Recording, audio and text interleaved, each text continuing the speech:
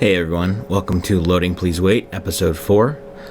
We have guest 187 with us today, and our topics are raid sizes, first to engage raids, most damage done on non-raid targets, the limited action set, where Pantheon is with funding currently, and Pre-Alpha 5, how close are we, where are we at? So stay tuned, and we'll get rolling. Welcome everybody to Loading Please Wait, episode 4. We have a plethora of subjects and topics to talk about today. Joining us, we have a new guest, 187. He's a very famous poster on the forums. He likes to stir up stuff. So welcome. Hey guys, thanks for having me. And of course, we have Kino and Vandrad here as well. Yay! What's up? So we'll jump right into it. Our very first subject, and I want to start it off here. We're going to talk about raid sizes, and this was mentioned a couple different times by Joppa. And originally, back in I think pre-alpha 4, they had stated that they wanted to do 12-person and 24-person raids. Just recently, he has now said 40-person raids. Now, a lot of you are probably super excited. You wanted these big, huge raids. However, I feel that you kind of get lost in the raid. You're just another person. The larger the raid gets, on top of that, it kind of brings more zerginess to raiding, and it also leads to larger guilds, which also means more zergs, or it's more people missing out, or it's the having to kill stuff that scales up now. You know, I think going that direction's the wrong direction to go. I think things are better focusing on one specific size, and then guilds can then cater their player base and their raid force to those raid sizes. Now, if they decide to have modes like World of Warcraft, where you can have a 12-person raid or a 24-person raid, I'm perfectly fine with that because you can then choose. However, when there are multiple raid sizes, it adds a lot of potential drama to guilds to try to figure out who goes where, what zone you raid, and that's not even including all the contention that's going to be formed from having to try to play nice with everybody with contested raid targets. But that's my opinion, and I'd like to hear from 187. All right, so the first time that structured raid sizes were discussed, to my knowledge, was a couple years ago. I think it was 2018. There's a stream with Sarkoth Haven, and Joppa mentioned 12-man content, 24-man content, and 40-man content. And he also kind of dived into a little bit about another thing that he was looking forward to delivering, which was what he called raid tier single group content. And he didn't really give definitions of what exactly any of these terms meant, but I think, most people kind of assumed, when you hear 12-man content, you generally think that this is going to be content that's designed specifically for 12 players, and the same with 24-man or raid tier single group content. And the same topic came up again a few months later.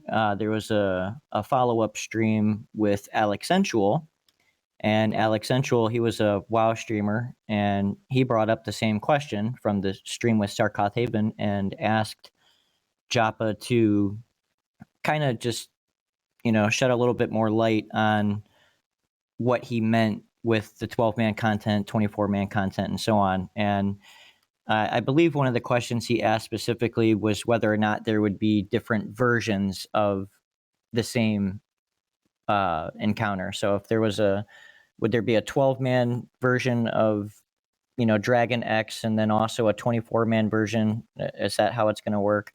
And I think at the time, Joppa said that was not how it was going to work, and that instead these numbers were being used as a science to shoot for in terms of how they were going to design their content and for it to be challenging and all that. And another thing that came up, he brought up performance, and this was kind of dismantled by different people in the community who then took that and said, okay, well, if structured raid sizes are being used specifically because of performance, then that means that it's a Unity issue, and Unity can't handle more than 24 man. And if that's the case, then Unreal Engine is better, or maybe we should use instances and all that kind of stuff.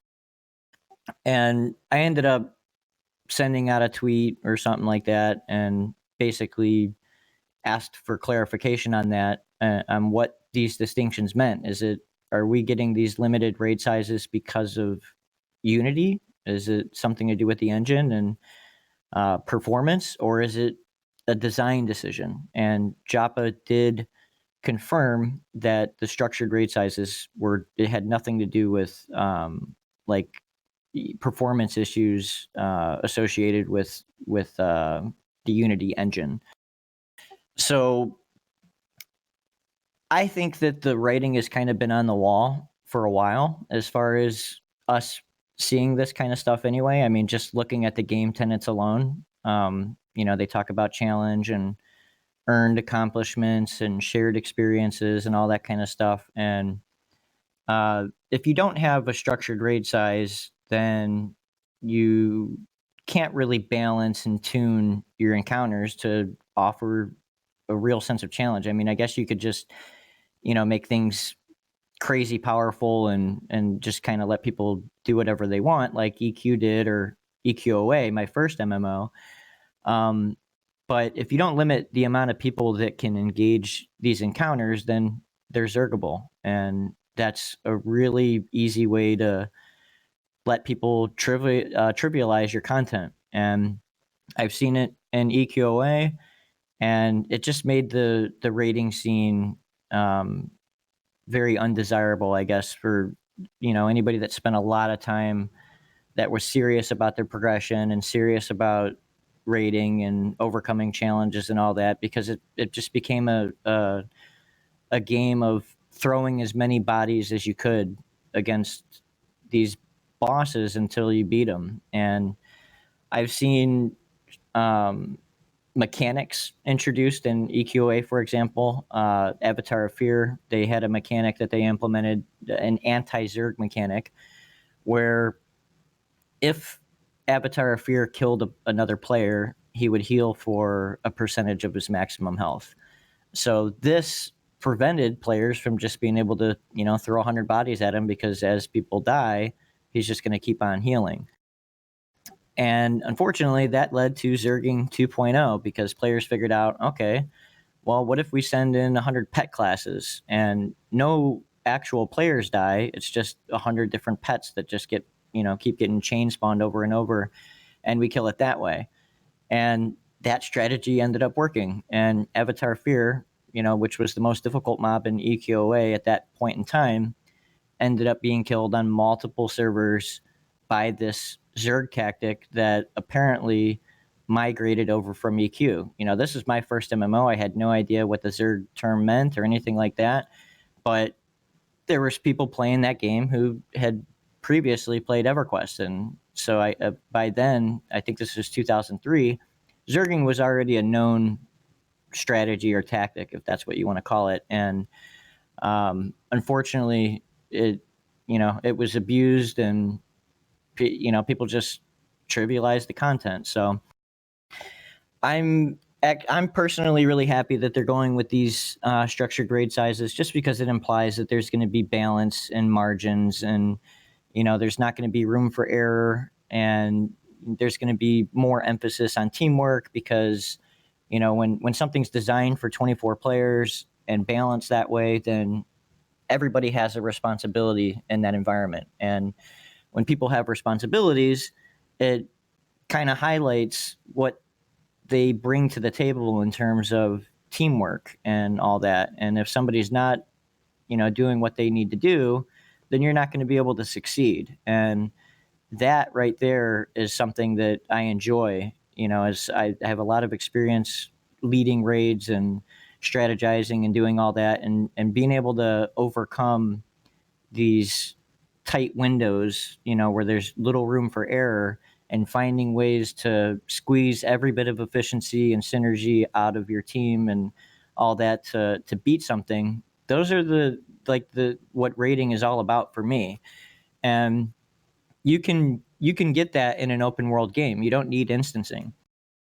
And a lot of people talk about, if you're going to lock encounters, which is what the plan is for Pantheon at this time, with the first to engage tactic or mechanic, they basically say that instancing is the same thing as encounter locking, but it's not, because there's two very important distinctions that open world raid content with encounter locking has that instancing does not. And that those two things are let's save it for the next topic. Okay. Well, just on the raid sizes alone, I probably said enough. I'm happy that they're going with that decision. And do you feel okay that it would be multiple sizes? In that regard, I will say that I think I would prefer to have a set size. Like, I don't think that 12-man is necessary. So in EverQuest 2, we had 12-man and 24-man. And it was frustrating as a guild leader because, most of the content was 24-man. And then when it came to 12-man, we had to just do weird things with our team where, we had to fragment our players. And, it was still fun. It was fine, I guess. But I think that I could go without the 12-man content. I think that I'd like to see 24-man as the base. And when it comes to 12-man content, I think that they could just, wrap that up into the raid tier single group content, so just make it to where you have raid quality encounters that you can only kill with a single group. And that way you don't have, the single tier, the raid tier single group content, the 12-man content, the 24-man content, the 40-man content. All of those different numbers sounds like a nightmare to manage as a guild leader. And, so it's something that I feel like I'll be able to do. It's not too much of an issue. I've done it in other games, but just based on my experience, I would prefer less is more in terms of how many different sizes they go with ultimately. Kino? I mean, I know people are going to place labels on, 12, 24, raid, single group, whatever, no matter what. And I said this before, I don't think there should be any game-defined distinction on what a given encounter is. Like, this is an elite mob, it requires a group, or this is a 12-man raid. But if that's the route we're going down, it doesn't bother me a whole lot. I think it was 187, or maybe it was you, who finally convinced me that the Zerging issue was really a serious one that had to be addressed this way. But I think there are also a lot of negatives around forced raid sizes. I think he touched on it, having to deal with splitting up your guild. Sorry, roommate or friend or buddy I've known for years, we don't need 3 shamans today. You have to sit this one out, or bring an alt, or go to the B group. And I think that's kind of ugly. I just don't like that. I think if they make raid sizes too small, they're going to effectively decrease the size of the world. If we're afraid of like some of those faceless or whatever guilds with 400 people just consuming all the content, if it takes 24 men, women, whatever, to do an encounter, they're just going to split up and go do 8 different encounters, versus what if it took them 70? Now their resources are tied up in that, which is food for thought. There's always going to be tactics that we don't like. Some of those are the fruit of what we would consider emergent gameplay. Like, I think he was touching on like pet walling, perhaps, in EverQuest. That was an emergent gameplay, and yeah, it needed to be nerfed. And there's other emergent gameplay that people here and there, or even the developers, might not like, but it shouldn't be nerfed. So they have to strike a balance between those things. I never liked NEQ when the Zerg guild would, follow us into Plane of Fear. We'd break the zone and we'd clear it, and they'd zone in with 100 people and farm our repops. And there'd be like server drama, and people would rant at each other on the forums, and, oh, you're elitist douchebags, and, oh, yeah, well, you guys are scrubs who can't do it without us. And honestly, that social dynamic was really fun. Like, it created reputations, and people got to know each other for better and worse because of that. Trivializing content with Zerging is bad for sure. I just don't think that if we're making solutions to combat it, we should also be aware of the other side. There are negative things that come with capping raid sizes. Yeah, that's something that me and you have discussed quite a bit, Kino. And so when I brought up the example of EverQuest 2, the pain point in that game was more pronounced specifically because of instancing. Because then you had, like you said, raid team A, raid team B, and you really fragment your guild when you have to go into different instances, different dimensions.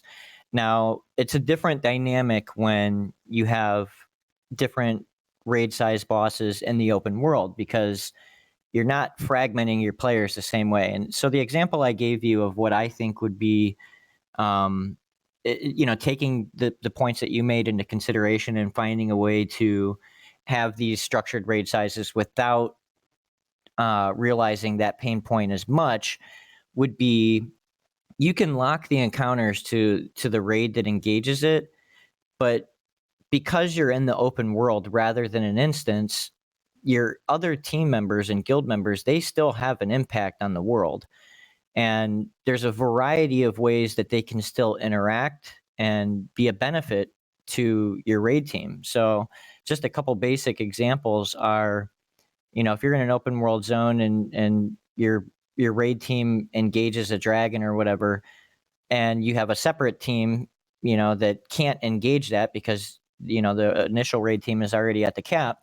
Well, the second team can still watch for, roamers and repops and stuff like that. And if the first team dies, the second team can res them up and do stuff like that. Another example that I remember from EverQuest 2 in the open world was that there was an encounter where there was a raid boss that would teleport random members of your group to different parts of the zone. And that destination was often, you would often find a boss, a group boss at that location. And if you're trying to raid this really, really challenging raid boss and you get teleported to, your main cleric gets teleported to a boss, they're going to die.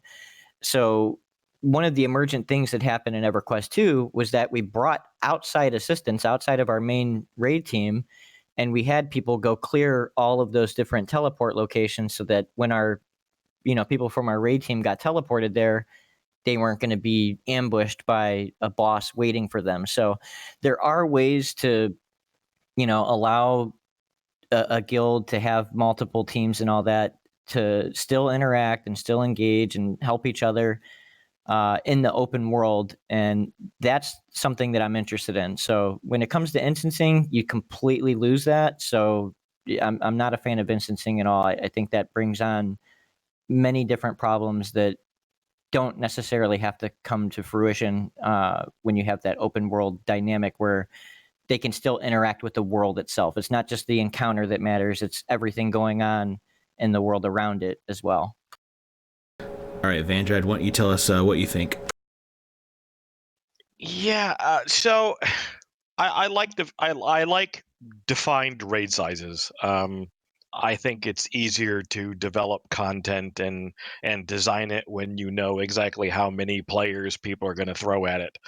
I disagree with the different sizes. I don't like the fact that you may end up having a raid target up and it only allows 12 people, and then you've got 30 people online, and you're going to have to tell a bunch of people, no, you can't go. And if it happens too often, you can start building animosity between people because it's like, oh, well, you went the last time, so now you can't go this time.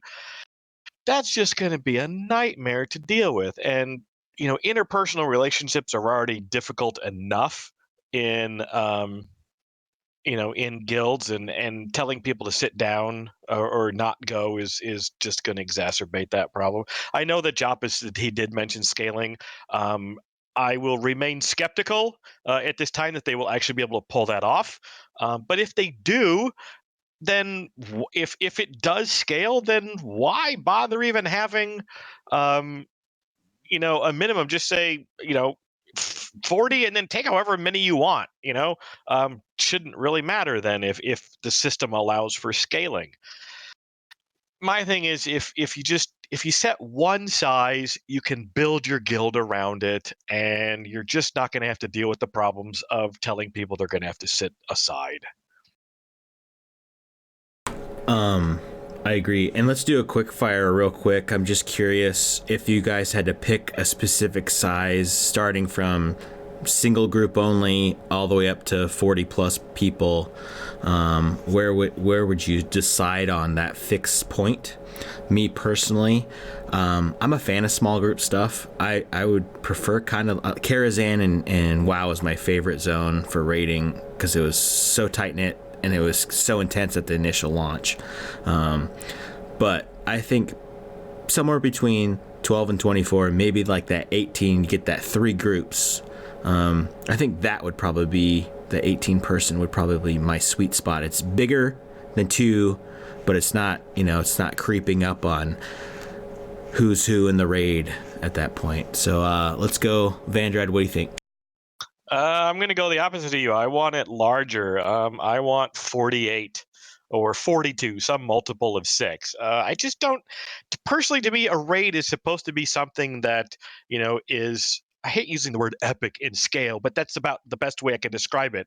It's something that your entire guild gets involved in.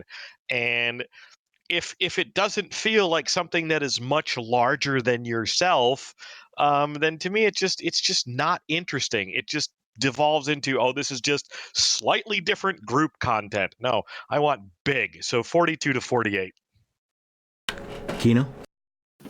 I mean, the more we talk about this, the more I remember that I hate the idea.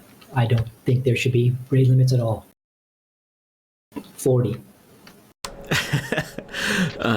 So no limit but 40. No limit but 40. Scale it up. Go. Zergit. 187. I'm with Vandrad. The bigger the better for me. And I appreciate the smaller scale stuff as well. So like, the raid tier single group content, definitely looking forward to that. But when it comes to a raid, I spent years and years raiding in EverQuest 2 with a 24-man roster, and it always left something to be desired. And if I had to choose between the numbers that have been advertised, 40 being the largest, then give me the 40, man. If we can go to 48, even better. Okay, since I'm the minority here, I want to explain why. And that's because I want all the loot to myself. I hated, like, EverQuest for a great example. You go kill Nagafen, right? And he drops 1 Cloak of Flames and you have 70 people in the raid. And then you're locked out for the week, or he's down for the week or whatever. That to me is the lamest shit ever. I want to go in, kill a boss, have a couple loots drop, and you split it between, anywhere from 15, 20 people or whatever. And then everyone as a guild, as a raid, increases overall faster than, oh, they got that one drop, they're so great. And, that's it. You're lucky. And that's where I'm coming from. I agree 100% on that, but I don't think we need what I would consider to be like false limitation of 12 or 24 to do that. You can do that in a guild just by being that guild that has good rapport and plays well together. And, if people want to be in the Zerg guild, like you said, that guild's overall power is going to be a lot lower because their Cloak of Flames might not even show up that night. I hate the term item score, but that guild's item score is going to be way lower than the same guild who does a different guild who does the same content with half the people, right? there's going to be like that elite guild, and I also hate to use that word, but you know what I mean, who does everything with 30 people, and then the Zerg guild who does it with 70. And if you don't want to be in the Zerg guild, get good, you know? Yeah. So my comment on that, I will say this, that I feel like if you go with a larger raid size, that the loot should be proportionate to the raid size, you know? So if you're dealing with a large scale raid boss like that, then it should drop, you know, maybe 3 to 5 pieces of loot rather than just one. And I'm also familiar with the argument that loot distribution can naturally dissuade zerging. And there is some merit to that. But, you know, so the idea that splitting a piece of loot between 70 people is far less ideal than splitting a single piece of loot between 35 people. So people will naturally be encouraged to raid with 35 to be able to gear up faster. The counter argument to that, though, is that if there's a guild that is incapable of killing something with 35 and they can only kill it with 70, getting one piece of loot of, you know, the best loot in the game split between 70 people is still better than 0. So they are still naturally encouraged to zerg because getting one item is better than none. How do you feel about the loot situation, Van? So again, if you look back at like when Vox or, you know, when Nagafin was like the big raid target, you know, yeah, he dropped, you know, typically the monk box, maybe a cloak of flame, but he also had some other things that he dropped that weren't necessarily like loot that you could use. And if we look at the totality of usage of items, both, you know, things that you can wear, you know, weapons and armor, but also high-end crafting materials, you can have a wider spread of things that drop, which are still useful to the guild overall, and not just limit it to, you know, items that you wear. What I appreciated the most about raid targets like Plane of Fear was it was the entire zone that was, you know, the loot pinata. You wanted to clear everything for your best, return on your investment of time. You know, Nagavin was a 30-second fight. You were boom, done, gone. You know, very little strategy. Plane of Fear, Plane of Hate. You know, that was an investment, and the loot that you got out of it, you know, represented that investment of time. That's a good segue to the next section. We're talking about first to engage, and if to me, and I'm pro instances, but only to raid encounters only, and Right.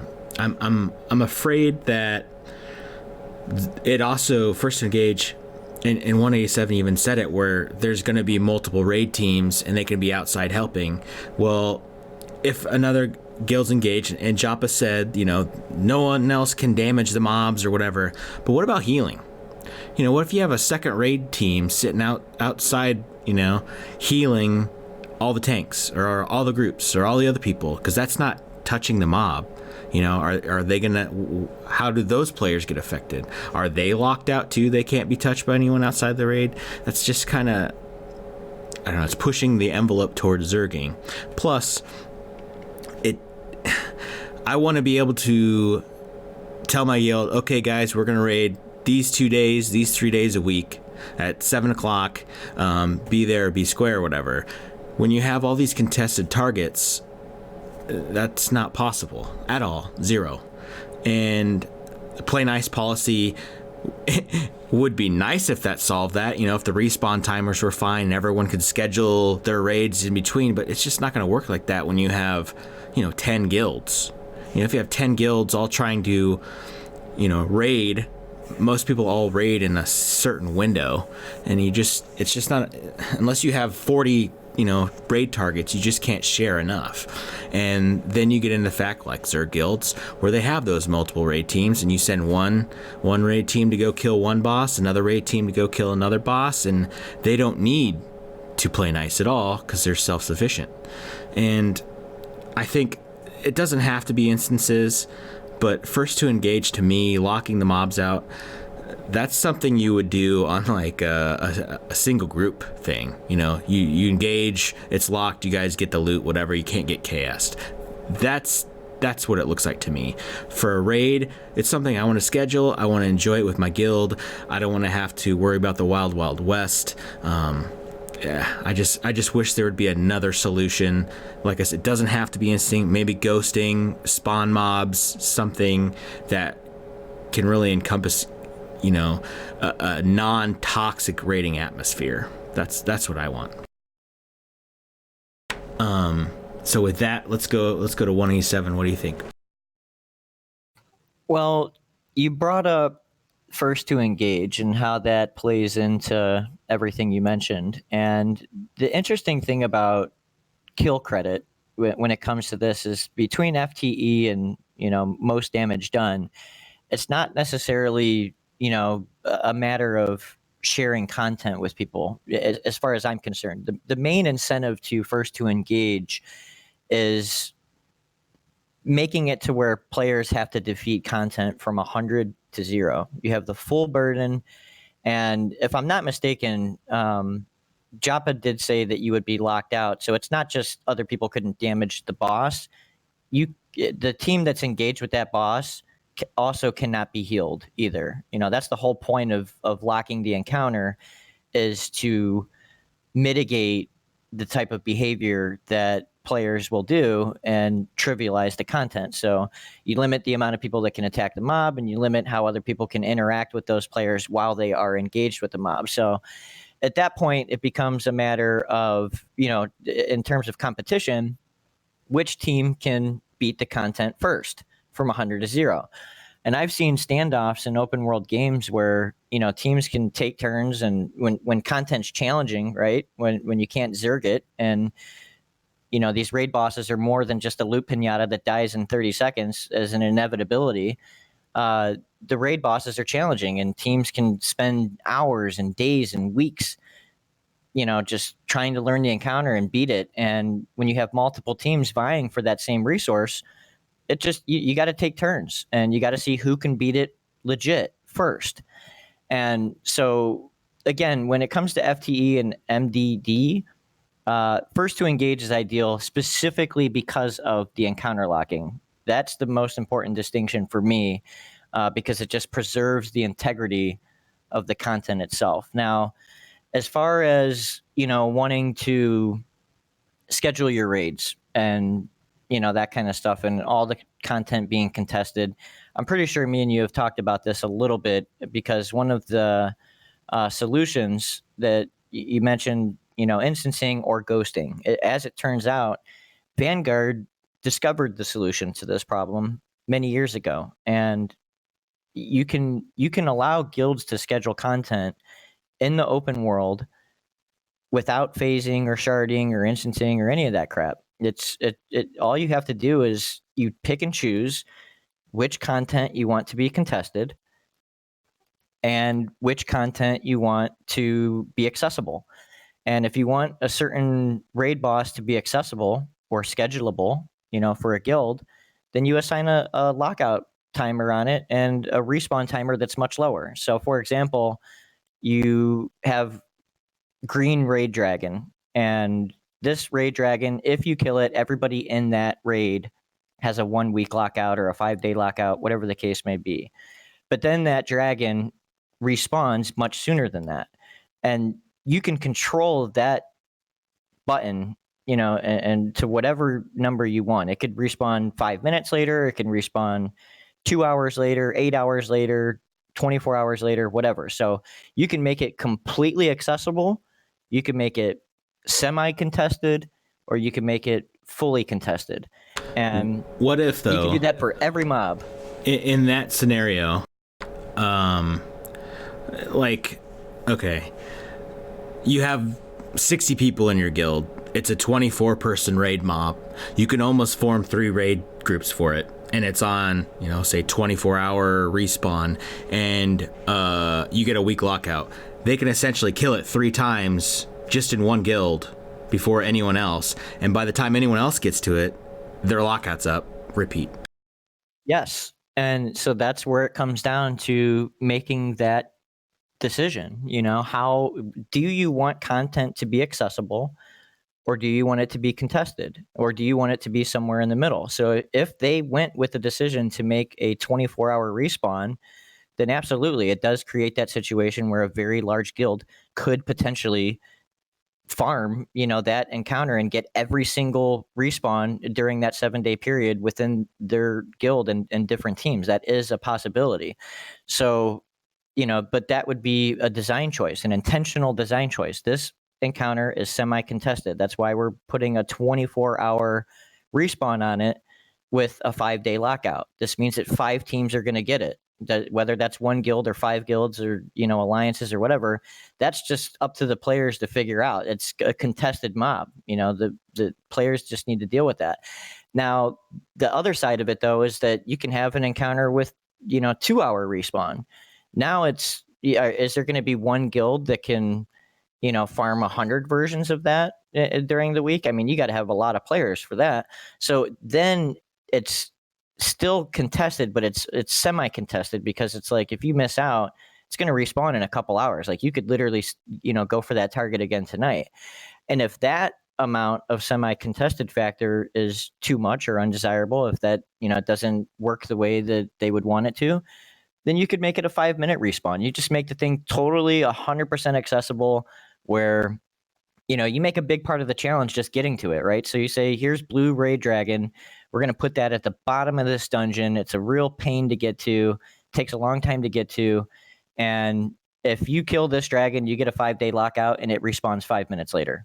So now it's impossible to block other people from this content. You can schedule that content, and no matter what, say on Friday at 9 p.m., we're going to go raid the Blue Dragon. It's always going to be up within 5 minutes. So the good thing about this ghosting mechanic is that they can control these variables with absolute authority. It could be as little or as much contested or accessible as they desire, and every single mob can be controlled on an individual basis. That's not something you get with instancing, where an entire zone respawns and every single mob inside of it, which leads to loot proliferation and all that. Now, if you do that for a raid boss here and a raid boss there, and you put them at the bottom of a dungeon, it's not going to lead to the same issues that you have with instancing and loot and ruining the shared experience and fragmenting players and the persistent world and all those other kind of things. So I think personally that the ghost mechanic with some TLC from how it was implemented in Vanguard, if they just modified that a bit, you have the answer right there of how you can deliver fun, healthy competition in the open world and whatever degree of accessible content that you want. Now, personally, I don't think that you should have a ton of that, but I get why a lot of people want that. So that was the compromise that I was shooting for when I brought this ghosting up so many months ago, was that there are a lot of people like that want to be able to schedule their content, and they don't want to deal with competition, and they don't want to deal with content denial, and all those kind of things. And I think that's a fair, valid point. So at that point, it's up to VR to decide how much of that type of content that they want to offer, because you can have both. Absolutely. Kino, what do you think? I'm still mad about raid limits. That's in the past. Get over it. I'm in full-blown let it play out mode. I know that games need to evolve and that they have to try new solutions, and I don't really know what to think. 187 brought up a whole slew of good ideas, and honestly, I literally hope Joppa is listening and paying attention, because I'd love to hear from them on a more concrete basis after 5 years of strategy, theory, and development, what they're actually going to do. That's really what I take from it. Is I want to hear more from VR. Until then, I'm just going to kind of hold my opinion. FT and MDD at the end of the day, they don't stop assholes from being assholes. It doesn't stop good people from sharing and working with other people, even if they're rivals. We can play whack-a-mole all day long with this solution that stops this thing and this solution that stops this thing. But at the end of the day, every time you change a mechanic or flip something, there's going to be a consequence to that. And we just have to wait and see how it's going to work out. And one thing that occurred to me, like the bottom line here for me is people talk about this game as if it exists in one moment in time. When the game launches, it's going to be a completely different game when people are first rating, first progressing, than it will be 6 months later when it's on farm status, and 6 months later when there's another expansion, and 6 months later. What time frame are we talking about, and how are they going to design content that has to stand the test of time, and balance population with content? That's the real key here, isn't it? There's going to be a sweet spot, a magic moment in time in the lifespan of a server or a game where the content and the population are perfect for each other. Not too little people to do it, not too few to be super toxic, but still fun, social. And then after that, it's going to get where it's overpopulated and we need more content. And it's up to VR to stay in that sweet spot as long as possible, as often as possible. And I think that's really the thing they need to focus on. And the rest of this stuff is treating the symptoms and not really talking about the core cause, which is having enough cool, fun stuff to do in the world. Vandred? Yeah, I'm with you. I am now a proponent of instancing. I think that solves a whole lot of problems. But yet I'm also like Keno. It's like I need to see how this is going to play out. I mean, I understand even that with FTE you can still have just assholes out there. They can leapfrog, and I've seen cases where somebody would get ahead and they'd aggro it with one person and then literally just run the mob around in circles. Because hey, they tagged it first. Oh, the guild's on the way. Don't worry, but we've tagged it. It's ours. So you can still get the assholes that pull tricks.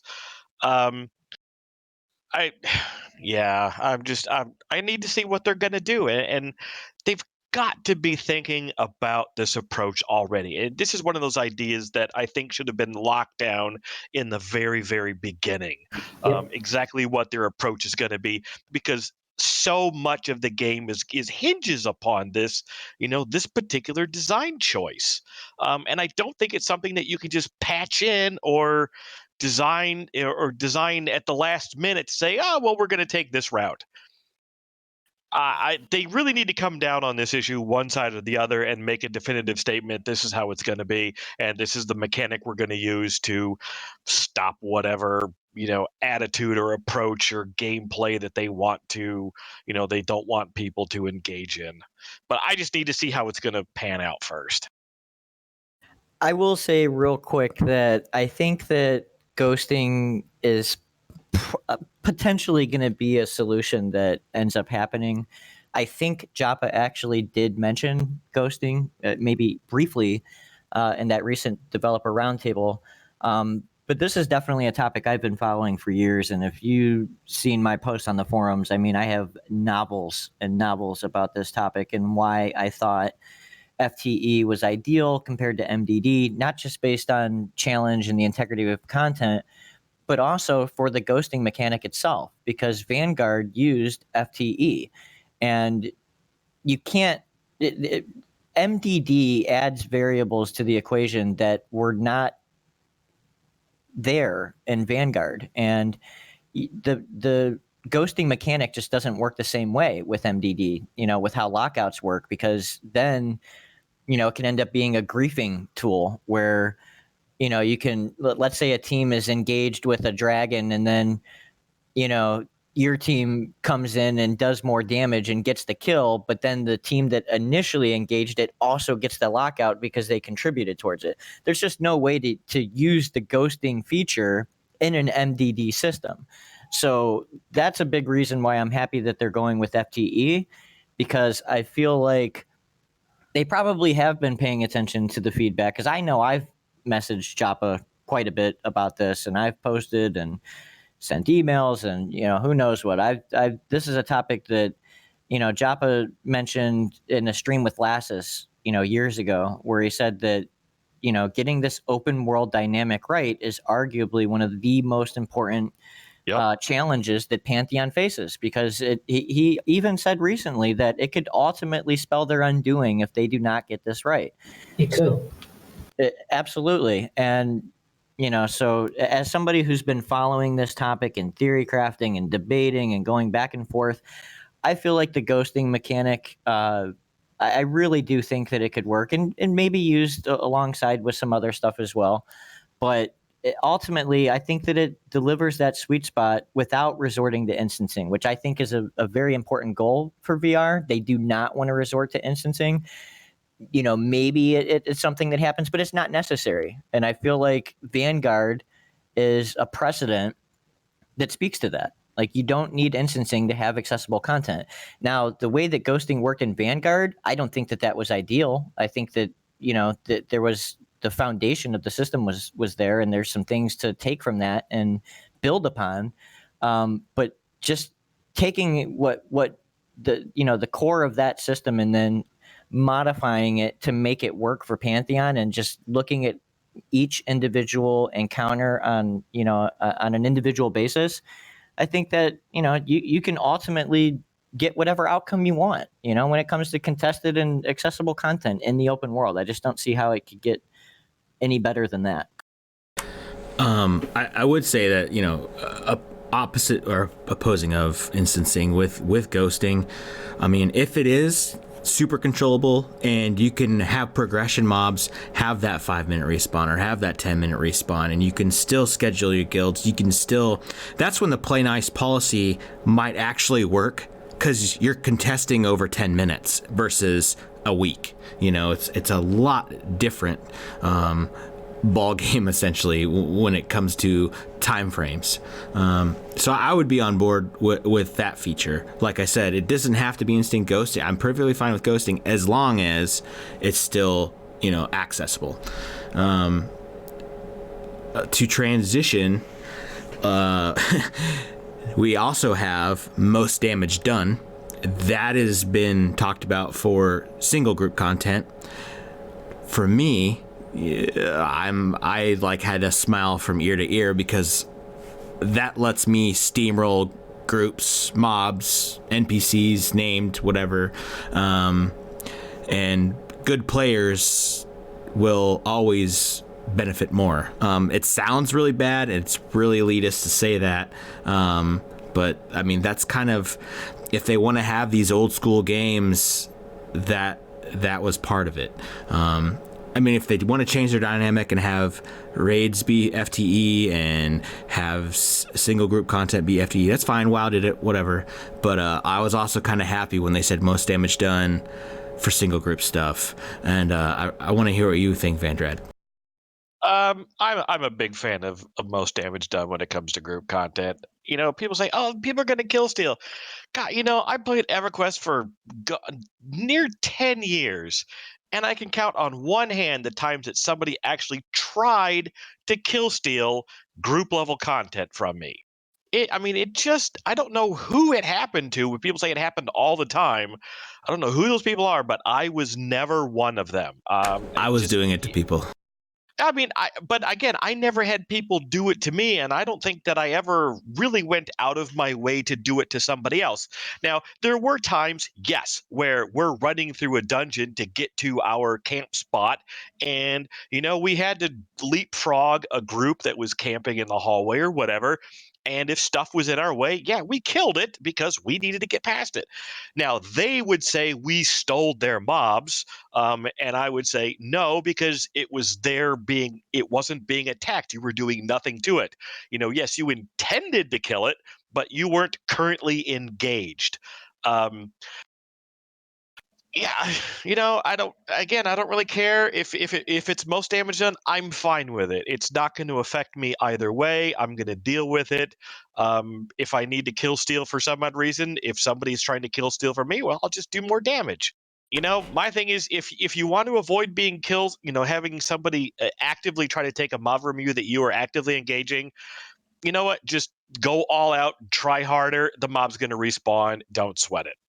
Yeah, I think that's a big thing to point out, and we're talking about single group mobs, you know, maybe some named or whatever, but these aren't week-long respawns. These are like 18 minutes. It's a few minutes, 18, 20 minutes, maybe, something like that.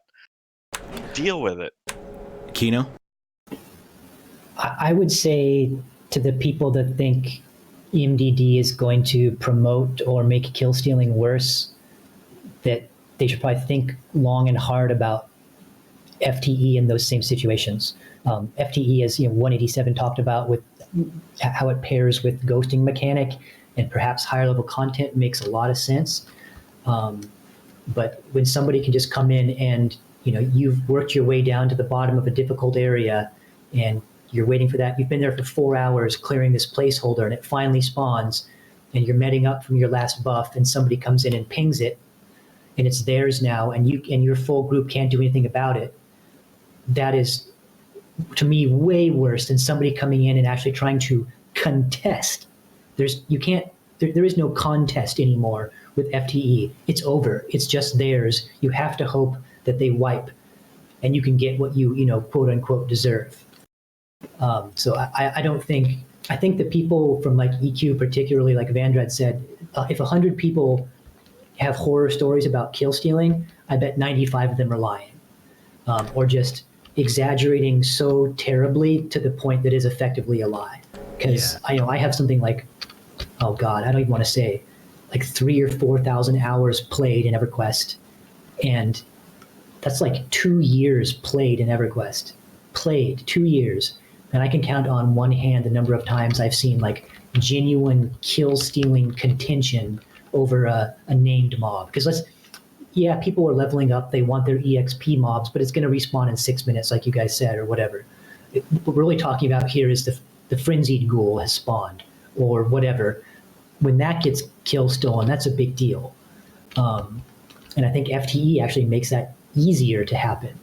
And if this is going to be a social game with maybe some well-balanced server sizes, not 10,000 people, 8,000 people like we see these days on classic WoW servers, is community going to matter? Or reputation is going to matter? If somebody's coming in and doing a kill steal like that on a named target, their name's going to get out there, and it might have some meaning. And I'm not saying it's a good thing to allow that via MDD, but again, this goes back to the whole, you can't stop that kind of griefing person from being griefing person. They're going to do it no matter which way. And at least with MDD, you have a fighting chance, not just a who twitched first chance.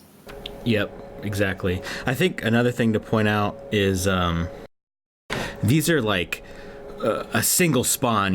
Someone's trying to snipe your named or something. You generally don't see people coming and try to kill steal your whole camp. It's like they're trying to take your one named, and that's when your group normally would be on high alert anyway. So 187, what do you think? Oh, this one's a doozy. Okay, so I come from a different background than you guys. I didn't play EverQuest. I played Final Fantasy 11. And one of the distinctions I've picked up on over the years is that EverQuest had this weird situation where you had ownership / kill credit, and they're two different things. So the first to engage technically has the ownership, but the person that does the most damage gets the kill credit. And if you do this, if you can steal group content, but with raid content, it's contesting. And there's camps and there's a play nice policy. And if somebody invades your little quarantine section of content that you've claimed for yourself, then you can call up on a GM to come save the day, and they're going to tell that person that they can't do that. And, I know it's an open world, but, this is their area. They've been killing a placeholder. So this, this piece of content belongs to them. You don't belong here. I come from an open world game, Final Fantasy 11, where there were XP camps and then there were boss camps. XP camps were respected. There was no GM enforcement necessary. If you saw a group XPing, you respected those boundaries. You didn't, you might have a mob here or there that, could go either way.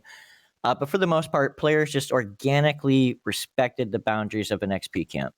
When it came to a boss, all bosses were contested. It wasn't just raid bosses that were contested. Every boss was contested. So you would have these interactions where you'd have, multiple groups or multiple players hanging out in the same room, camping the same boss and competing. There's no stealing. Stealing was not a term there. The idea that you had to have, GMs babysitting players and all these, the idea that players have to worry about sending in reports about other players invading their imaginary made up territory that they made in a game, it just seems bizarre to me, just based on my experience. And I've talked about this with many, many EQ players, and they've ventured to say that my style of play would be frowned upon, and then I'm going to earn a bad reputation and all that.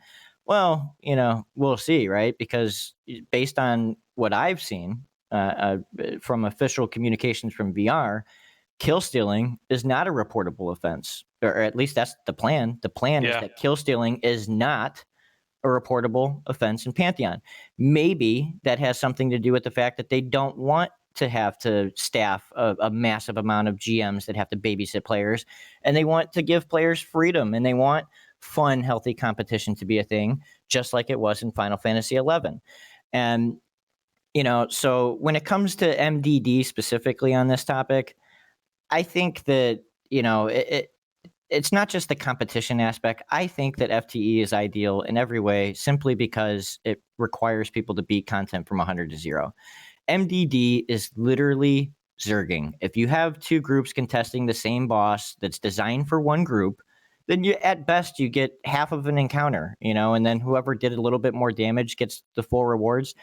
I feel like this is really bad, for many reasons, especially, okay, so here's a few things that come up with MDD specifically. Power leveling, number one. If your team does 51% of the damage, you get full credit, right? That's how it worked in EQOA. Yep. So now if there's other factors that could be designed in, we'll see. But power leveling, now you can level twice as fast, right? Or even faster, because your group does 50% of the damage, then you have a high level player one-shot it, and then you get full credit. I think that that's garbage. Shouldn't have that. The journey matters, XP matters, progression matters, interdependence, all that kind of stuff, important game tenets, blah, blah, blah. Power leveling, bad.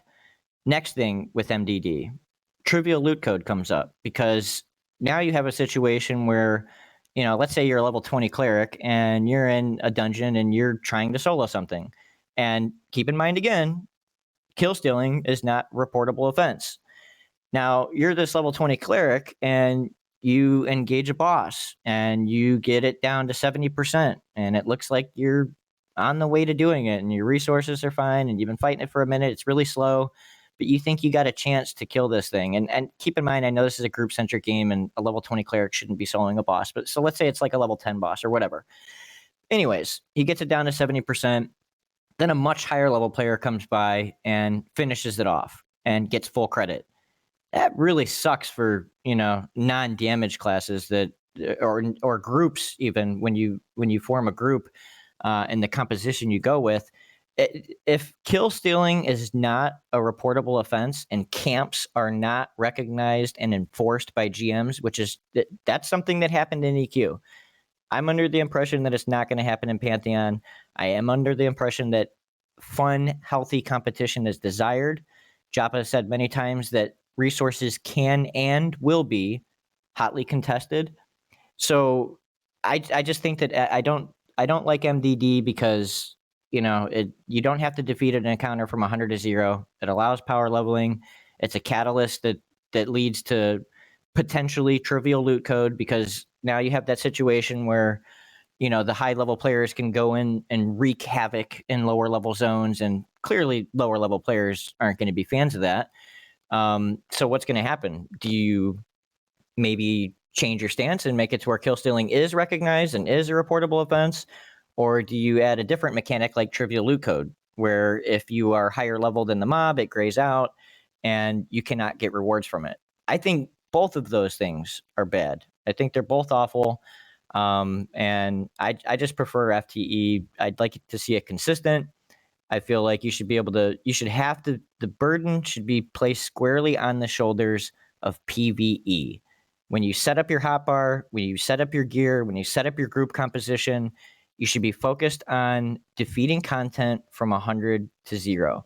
And I totally get the argument that, there's the Twitch aspect where the first person to use an ability automatically means they win. Well, not really, right? We're talking about 20-year-old games where content was farmed to hell and very little mechanics and all this other kind of stuff. Pantheon has dispositions, and Joppa brought up manifestations where, bosses can take on different forms. So just imagine that these bosses are actually challenging and that you actually have to prepare for them. So when this boss spawns, you're not spamming some macro to win the engage, because if you're not preparing for it, then it's going to kill you.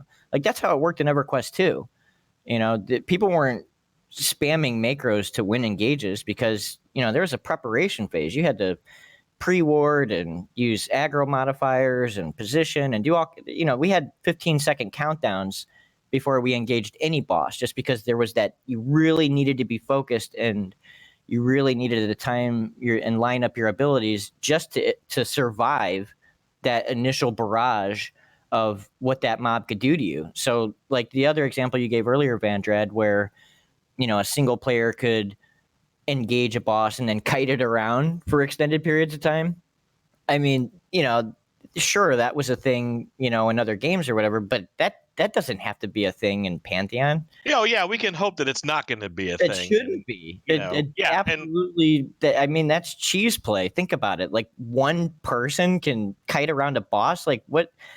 These things just seem so foreign to me, because a boss should run around on crack speed and should have diminishing returns with CC. Like, the idea that a single player can kite around a boss, like, that's just ridiculous. Like swarm kiting and all that other kind of crap. We're talking about a group-centric game.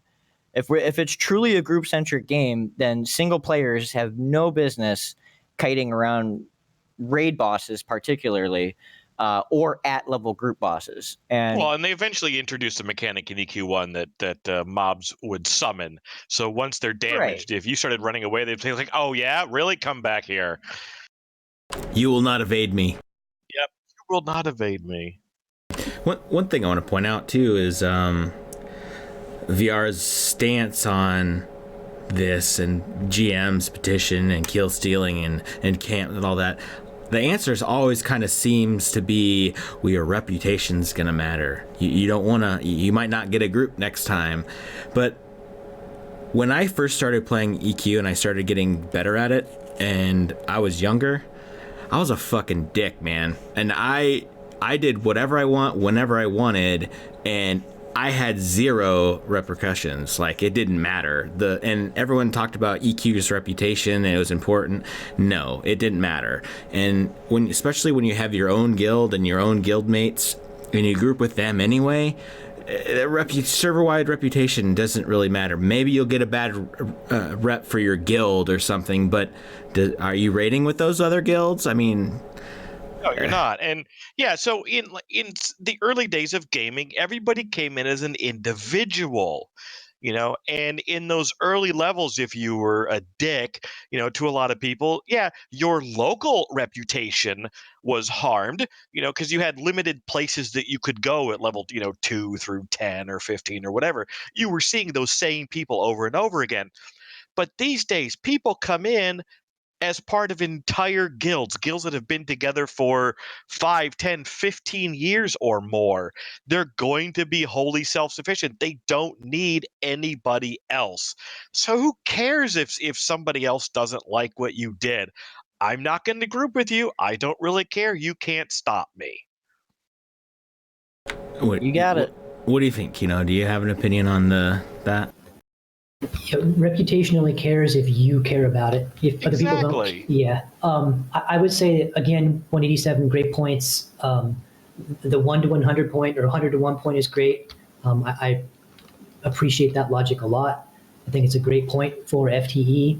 Same as the power leveling one. If you want to, power leveling is effectively inflation, right? And I've said before, I want to twink and I want to power level and I want to multi-box, but I don't want anybody else to. You know what I'm saying? Like, if I were the only person on the server that had a level 50 druid and a level 10 monk and I was power leveling and 2-boxing, that would be awesome because I would kick ass.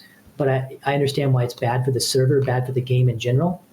I will say this, in terms of the play nice policy, I'm uncertain if they ever intended it to actually be enforced. I'm sure people did petition about kill stealing and camp stealing. I don't think it's in the history of EQ ever was enforced, but what it evolved into or became eventually was a positive influence on the culture. It basically spawned the camp check, and it did promote people being respectful of others. And again, there's a balance here. If you've just pulled down to a really tough area, or you've been there for 2 or 3 hours trying to get a rare mob, yeah, I'm a big fan of you own that camp. You made that happen. It's yours. And I know that's a ridiculous thing to say, it's virtual pixels. But then on the flip side, what if you've been there 10 hours, 20 hours? What if there's a guild rotating people? How long, at what point does it become your camp to you're now abusing it? So there's two sides to that coin as well. But I think, yeah, the play nice policy was never enforced. It just kind of led to people being respectful to each other. And it just kind of worked out. Again, cool people were cool to each other and jerks were jerks. And there was never any bannable offense for kill stealing. And if there were, it never happened. Frenzies camped. Yeah. Mana Stone. One thing I'll say about that is in Final Fantasy XI, kill stealing just was not a term in general. Like, it wasn't a recognized thing. Like, fun, healthy competition is what was recognized. So again, XP camps were recognized by the players and respected. Those boundaries were fine. When it came to bosses, honestly, it was a style of play that I haven't seen in other MMOs. And it's honestly kind of sad when, you know, I hear so many stories of where people hear, you know, they talk about their camp and how other players shouldn't, you know, it belongs to them. Like, I get it. I understand how it made sense in EverQuest. I get it that, you know, the game was made a certain way. It was definitely different than Final Fantasy XI was, because my understanding is that you could double dip with most camps where, you know, you can XP and farm a boss at the same time and just hold that area down and all that kind of stuff. But I really miss the days where you can have multiple groups contesting the same resource for hours on end or for a day and be totally cool about it. Like, there was no drama. There was no feeling of, you know, this parasite is invading my territory and I spent all this time working on this. Respect in Final Fantasy XI was when you're contesting a camp, even if you're there for 4 hours, and then another person comes by and they start contesting it, and then they get the coveted drop that you were going for. Respect was praising that person and cheering for them. And I know it sounds crazy, and I brought this up and people are like, there's no way, that's so far-fetched. Like, why would you cheer for the person that just stole your stuff? Again, kill stealing was not a term. There was cooperation in the competition because everybody was playing by the same rules. Everybody understood that, you know, content didn't belong to anybody because camps weren't enforced and all that kind of stuff. And, you know, it just spoke volumes to me that, you know, people could share the same space. And when I think about the idea of people locking down content, because this goes to what you were saying, Kino, where from my understanding, the play nice policy was enforced by, you know, there was this big thing that came out by Gordon Wren. He talked about the underbelly of people who didn't care about other people, and they would lock down camps and areas and zones for themselves. And, you know, they were unlike the honorable people who could share. And the interesting thing about it is that they implemented this play nice policy that is on P99, and look what P99 had to do as a result of that. This play nice policy that was supposed to deter people from locking down camps and controlling camps ultimately ended up being something that players could abuse and use that policy to monopolize content by holding camps down for days at a time and just cycling their own friends and guild members into that camp. And that's why P99 has the list feature now, where you literally have to do like an AFK check at random times and just sit there and camp and wait. It's a concession line. Like, people just wait on a list until they inevitably get their item, rather than, you know, multiple groups just being in the same area and, you know, contesting. Like it's just, I don't know. Like I said, it just seems kind of bizarre that EverQuest had contested raid mobs, but not contested group mobs. Well, because in EQ1, most camps were set up at or near where a boss would spawn. So they were essentially one and the same thing. Right. Yeah, that's one of the points I brought up, is how, you know, you were double dipping with XP and a boss at the same time. Whereas in Final Fantasy XI, bosses were not part of XP camps. Bosses were dangerous. Bosses were something that you had to go hunt. Like, you know, hey, this is risky. We're going to go hunt for a boss. That means that we're not getting ideal XP, because ideal XP camps were their own entity that had bosses had no part of them. So if you were hunting a boss specifically, that was a conscious choice that you made, and that played into the overall risk reward of your session. So if you went to a camp where there was a boss and you saw 3 players already there, that was something that you had to factor in as how you proceeded, because it was like, okay, you know, the odds are there's 3 people. Are they grouped? Are they separate? If I, you know, contest this boss, I have a 1 in 4 chance, or maybe a 1 in 2 chance if they're all grouped or whatever, to potentially claim this boss and kill it. And it was just dynamic from an adventuring perspective, because, you know, I get the camp check thing. You go into a zone and you do OOC, you know, who's at what camp, what section of this zone is not currently locked down, so I can go lock it down. In Final Fantasy, you would zone in somewhere and you would just explore and adventure. You never knew what was going to be around the corner. You never know who was going to be at what camp. And you evaluated everything as you saw it. It was very, you know, just kind of in the moment. So if you saw a certain camp where there was a bunch of people, you'd think, oh, you know, I don't like my odds of sticking around here. You know, maybe I'm going to go keep exploring to some other boss that I'm aware of, and maybe there's less people there, and thus more favorable odds. Maybe I'll have the camp to myself, or maybe, you know, there's less people contesting it. It was just a different dynamic where people were truly sharing space, and even though they were competing was cooperating in that sense, where everybody was playing by the same rules. There was an honor code where, to be honest with you, if the people who got a bad reputation in Final Fantasy XI are the people who complained about, you know, other people contesting a resource, because that was basically viewed as a whiner. It's like, dude, like, it's a game. We're all trying to get pixels. It's, you know, it's competition, fun, healthy competition. That's just a part of the game. Camps aren't enforced. You don't own the content. Contesting is just how the game is played. Like, so if people tried to make a big deal about it and whine on the forums and complain or do any of that other kind of stuff, that actually had a negative impact on their reputation, because it meant that they were not cooperating in the larger meta game, which was accepting that competition was inherent in an open world game. So yeah, I think the way that what we've seen so far with, you know, with the Pantheon dev streams and whatnot is this is going to be, it's designed and built like EQ. You know, there's going to be bosses, you know, named mobs sitting within the normal content, and people are going to naturally gravitate towards those and then figure out, okay, so I know where this guy spawns. How many mobs can I reach and keep my group active while we're here? Yeah, we already know that's exactly how it's going to be. Joppa has like more than just hinted at it. I wish I could find the stream again. I think it was in that one Keep where he was actually answering a question. He said, no, this is not how the actual gameplay is going to be. We're just running through to show you what the zone looks like and to show you the content. What actual gameplay would be is you would probably pick a spot and camp there and pull mobs to you. And that's what he said, not in those words. Yeah, so I mean, look at the last stream where, you know, they came over the bridge and went to that little fortress, you know, with the dwarves and everything. There's a named mob in there. That's going to be a camp spot. Guaranteed.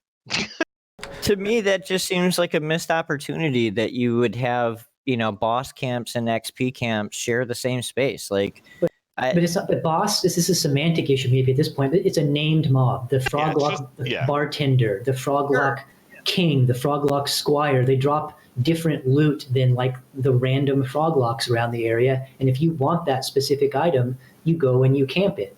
And I mean, I think that makes perfect sense. It also like promotes an attachment to the world because you're going to spend time in an area, potentially a long time in one spot, and you're going to learn it. You're going to learn the spawn timers. You're going to learn where this one spawns and where that one spawns, and maybe they're at different spots, and you're going to learn the pathing, and you're going to learn the nuances of the encounters. And what drops what, and where to farm what gear. Well, and what I still find funny about this whole thing is everybody who has pledged enough to be an alpha and beta are going to be the people that are setting up these camps. We're going to be deciding exactly what they are, where they're located, what NPCs are going to be involved, and the name of the camp.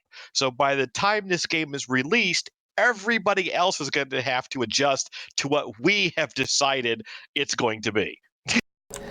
Yeah, I actually enjoyed the camp checks and the camps and knowing what was what. And then there's always that gray area. Lists.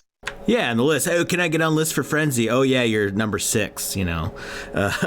But there's that gray area outside the camps that's also fun, where it's like, how many more mobs can I pull before that group gets annoyed with me? Or how far can we get to get more experience while still having the chance at our named mob spawning? You know, those sort of environments makes it fun, even if you're just sitting in one spot. Yes, there's going to be those groups, because they've talked about it multiple times, that are just going to be like going in a dungeon and just going to clear through it and see what they get and then maybe clear their way out or go somewhere else. But it also, you know, you have that camping feature where you zone into a dungeon and you're like, what's, you know, camp check, it's full, you leave. You don't have to spend your time going down, clearing, and seeing if it's open or not. It's just boom, boom, move on. And because in most cases, you know, the camps around the bosses, you know, blended. You know, they met at a certain point, and there weren't really that many unclaimed NPCs roaming around. You know, there wasn't that gap in between places, really. I think once again, this boils down to when the negative aspects of whatever gameplay mechanic we're discussing crop up, it's due to a broken content to population ratio. Right. The list shit is horrible. What 87 said about like just the rotation, waiting to take your withdrawal out. Oh, you're next in line. Here's your flowing black silk sash. You're next in line. Here's your silk sash. That shit is horrible. I agree. But that is directly because of server overcrowding. And it's not like, I think there's a difference between being able to own a camp and having that type of nonsense versus having healthy competition and contesting of spawns versus, you know, a free for all where, you know, if there's a half-hour spawn timer on a mob and it drops the item you want one every 10 times, you could be there on average 5 hours. If you're there for 4 hours and it spawns and someone rolls in and just takes it from you, I don't think to me, that's not acceptable. And I wonder what this utopia that FF11 was it 11? Yeah, I got to talk about it a little bit more. Yeah, because I've never seen that. Utopia. I think that like P99 is an outlier though, because they were content locked and droughted for like years and years, so they were stuck. Green with the lists. The lists are a new thing on the most recent P99. Okay. The lists are really, really bad, and that's a fresh, very recent launch. But like, even that point is EverQuest is 20 years old. Everyone knows the best camps, and everyone's gonna, you know, it's the thing. Everyone knows where everything drops. Let me try to explain this utopia a little bit more with Final Fantasy XI, because you bring up a lot of good points, Kino. And so when it comes to the content to player ratio, and Final Fantasy XI handled this stuff in organic ways. So one of the points I brought up was double dipping, right? Where when you have a boss that also qualifies as an XP camp, people are going to want to hold that down for whatever reason. Final Fantasy XI did not have that. So again, you had X amount of players that were, participating in XP camps, where this is spreading players out. Not everybody needed a boss. You didn't have to hold down a boss camp. You didn't have to find an XP camp that also had a boss in order to XP. XP camps were different. They were completely different from boss camps. So if you were focusing on XP, you generally went to an area that had a congestion with respawns, bunch of mobs in an area, and bosses honestly were kind of something that you didn't want to fight because they're dangerous, and you were trying to. There were XP chains, and I don't want to get into all that right now. But doesn't that add monotony, and it takes away, like, when you get a name to spawn, it's like exciting, it's like, oh shit. No, you got to let me finish. So the thing is, some of my favorite moments in Final Fantasy XI were just regular XP camps. There was no boss that was dropping loot. We could spend 8 hours in a row literally just chilling on the beach and farming crabs or killing grasshoppers or whatever. It's just the gameplay itself was just so engaging and group centric, and every action had carried so much weight, and the sense of interdependence and all that. You just really relied on each other, and just standard XPing was fun and fulfilling, and it was challenging. Like, it took forever to level in that game. So you had all these players spread around in these XP camps, which means that anybody who's XPing is not farming a boss. What does that mean? Well, it means that there's, all these bosses that are potentially available. So now you have players, all these bosses that are up. So if you are going to contest a boss, again, that's a conscious decision where you say, okay, we're going to go, contest this boss, and for a chance to win something. But there's risk reward factors in that, because you're actively saying that I'm not going to be getting ideal XP while I'm doing this. That's just how the bosses were set up, because you could not farm great XP while you were trying to kill a boss. And maybe that's a different design discussion of how they accomplish that. But, all I could say is that people were not content starved, and the ratio of content to players, people weren't complaining. You can XP or you can farm for names and try to get some loot. Loot was really rare. You didn't feel compelled to have a boss and some shiny loot to make your session feel complete. Like, if you killed a boss, like, they're rare, like truly rare. It's not something, we're not talking about a vending machine, where it's like you do this cam check where you load into a zone and you're like, hey, what vending machine is currently, got something that I can go get. Bosses were rare, and they were competed for. And when you saw, and their items that they dropped from these bosses were just extremely desirable. They were worth a fortune. And that's because they were rare and because they were contested. And there was no vending machine. There was no waiting line. It was truly, if you were going to try to get one of these rare items and contest a boss, there was a lot of risk in that, because for one, you're not getting ideal XP. And for two, you're risking spending your time to get nothing, because when you're contesting something, there's winners and there's losers. And I know that sounds harsh, and some people hate the idea of wasting time, trying to get something that they want and walking away with nothing. But in Final Fantasy XI, that was a big part of the magic and the appeal, because it's like when you finally do get that item that you had to compete for and you had to sacrifice for, and you had to spend all this time hunting and not getting XP at the same time and double dipping and being spoiled. So it just felt so amazing when you got that item, even if you couldn't use it, because you knew that you could sell it and set yourself up for weeks or months or 10 or 20 levels, the amount of gold that you could sell these items for. It was just completely different than anything I've seen in any other game. I mean, gameplay is king, right? If it's fun, I don't care really how it works. I just want to have fun. I mean, it sounds like those two games shared a lot of ideals, even if they didn't go about realizing them the same way.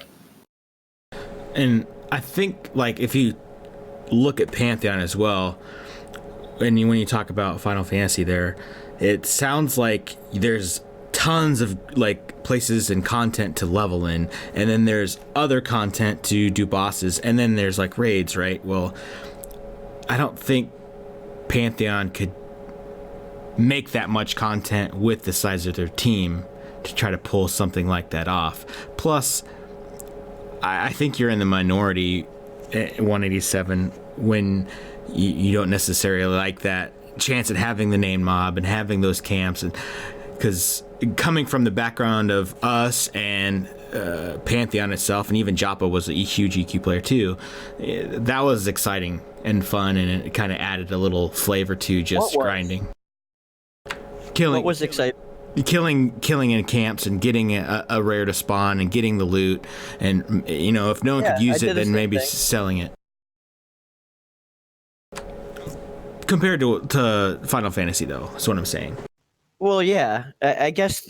So, what is the difference, really? That in EverQuest you could lock down, chunks of content until you definitely get the item that you wanted, whereas in Final Fantasy it was more of a thrilling experience where you had to share space with other people and you only had a chance to get what you want. Like, you say I'm in the minority, and I guess in that sense it sounds like I hate to say this, but EQ players just whatever worked for you guys back then, it sounds very entitled and spoiled to me, just because I think you're missing some. I understand what you're saying, but like, not to like go off the rails here, but it's quite the opposite, in fact, in that entitlement in EQ is the complete opposite. It was exactly what you described in terms of this is extremely rare and extremely hard to get, and there are going to be haves and have-nots. And it was very important, and I think it's one thing that people don't understand that you and I both agree on. It's very important in a game like this for there to be haves and have-nots. There were camps that could take 100 hours, 200 hours before somebody got that item. Like the P99 example is the worst possible scenario, the worst case imaginable. It's not reflective of reality of EverQuest in its heyday. There was never any vending machine where you just stood in line and got your loot. You had to put in a lot of time and effort to get it. And there was absolutely dealing with other people and sharing and contesting. And even if it wasn't overcrowding and then also overcrowding, it was not just you stay in one place and you get your loot. You had to take a lot of time to do it. It took a lot of time. Well, one of the other points I was going to bring up, and I'll be real quick about this, when it comes to the player to content ratio and having enough content to satisfy everybody, I mentioned how XP camps being their own thing really helped deliver that. That's one part. But the second part was also the ideal. It kind of touches on one of the things you brought up earlier, Kino, where you mentioned how these small scale raids actually serve to shrink the size of the world, because you said if you have 12-man content and then you have this huge guild of 70 people, well, they have to kill 5 or 6 different encounters to satisfy their appetite, whereas if you had a huge 70-man raid boss, that would be they could just go do that instead. Well, it kind of worked the same way with the bosses in Final Fantasy 11, because instead of every single player getting their own camp, each camp could satisfy multiple players, and that really helped with the player to content ratio. I guess maybe we're looking at the ratio a little bit differently, where we're thinking, if we're looking at the ratio of player to content that I want right now, a boss that drops something that I want ratio, I just don't look at it like that, because I don't look at bosses as something that I should be able to control. I look at them as something that are, I look at it like a treasure hunting expedition where you want to go hunt for something and it's thrilling and you hope to get lucky, not something that you farm. I feel like certain, emergent things developed over time where people lock down the idea of camping in general. That's an emergent thing. That's not what Verant or Verant, or however you pronounce the old EverQuest company. That's not the intended behavior. That was something that players did because they realized, hey, if we just chill here for a while and keep killing these placeholders, we're going to eventually get what we want. And when you have a single camp with a boss and you can have 5, or, not 5, but let's just say 2 groups or 10 players instead of 1, all actively engaged with that one piece of content, that spreads people out. And you don't need as much content when you have a single camp occupying multiple groups. It's just a different philosophy compared to every group needing their own piece of content. It's almost exactly what you were talking about earlier with the raid sizes. Well, Word. you have to kind of look at it too. It's like zones are going to have X camps, assuming. So the Joppa said the Merc, I think it was 12. He was looking at 12 groups basically could kind of camp there. So, I mean, it's not like 2 groups are going to dominate the whole zone. I think they're trying to make it, anywhere from, 6 to 12 groups per zone. And it shouldn't, I don't think it'll be just dominated like that with one group just getting it all, especially in a zone. Yeah, I can tell you I'm a fan of camping. I miss the old school camping in Final Fantasy XI. That it was very much a camping game, not a crawling game. You spent hours and hours and hours camping and just, and some of the time you were contesting with other. That was the cool thing, though, that I haven't seen in other games, where sometimes a part of the camping experience was camping with other players that weren't in your group, sharing space, vying for the same resource. It was just a different, a different dynamic, and it was just fun because people weren't up in arms. Yeah, there's a bit of that in EQ. They did get more up in arms. I think we're probably going to see the similar thing in Pantheon. I mean, and again, it goes back to what stage of the game are we? At some point, people realize I don't give a crap what that mob drops. But at first, it's like, oh my god, I want to kill that. It's rare. I need all the money I can get. And then after time, caring about contesting that doesn't matter as much. So, it's going to evolve in the life cycle of an expansion of a server, etc. Yeah, do I need another Moonstone ring kind of thing? Right. Okay. I love camp. Yeah, camping's great. I love it too. Let's transition here. Let's move on. I think we're almost to 2 hours already of this show. But I want to change the subject. We've talked about raids and loot and all that stuff. Let's change it. And it's I don't know if it's a gameplay mechanic. It's kind of both, and UI. It's probably more gameplay than anything. That's the limited action set. This is like one of the biggest debatable things, like between raid instancing and limited action set. They're like the 2 hottest subjects to talk about. And now it's like taken on a completely, different life of itself with the inclusion of the living codex's basically ability points. And that's completely crazy to me. I was blown away when they announced it. I was super hyped about it, still am. But I think now, and this is like a tinfoil hat moment, I think they realized that the LAS is garbage, and they're like, what can we do to help minimize what you want to use? And that's the ability points. I think that's the transition to actually get rid of the LAS. I mean, tinfoil hat off. I'm not a fan of LAS. I hope it goes away, especially now there's ability points. It makes no sense. You're going to have your built up skills, the ones you want to use the most and focus on the most because you put the points in them the most. Now it's like restricting for what purpose, So I know for sure that 187 shares a very similar opinion to that. So I want to jump over to Vandrad. I mentioned this on another show where I'm ambivalent on this topic, honestly, and it's one of the few things that I could go either way. I see the benefits of both, or I see the interest in both sides. Again, I grew up with the EQ1 stuff where you'd had the limited action set, and I never felt I never felt held back or hobbled or in any way whatsoever. I could sit down, I could member spell quite quickly if I needed it, and continue on my way. But I can also see the benefit when I played EQ2 of having everything available. Um, I just want them to come down on the issue one side or the other. Just say, we're going to get rid of it, or we're going to have 12 or 24 or whatever it is. Just tell us what it's going to be and be done with it. There's no reason to drag this out as long as they have.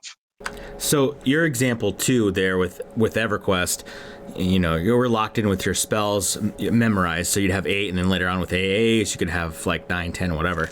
But yeah, because some of the AAs you could actually make a hotkey for that thing, like the mass group buff or the shaman head cannibalization. It could be its own little thing. It didn't take a spell slot. And the thing to point out there is you could still mem spells and change them in combat. Yep, I could change them in combat. Now, it was sometimes dangerous because when you sat down, your effective level was changed to, I think, level 1.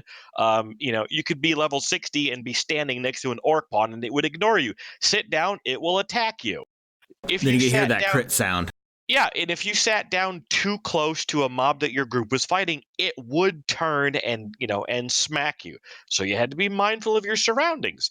But I could count on one hand the number of times that sitting down, memming a spell, and then standing back up to use it, not a problem.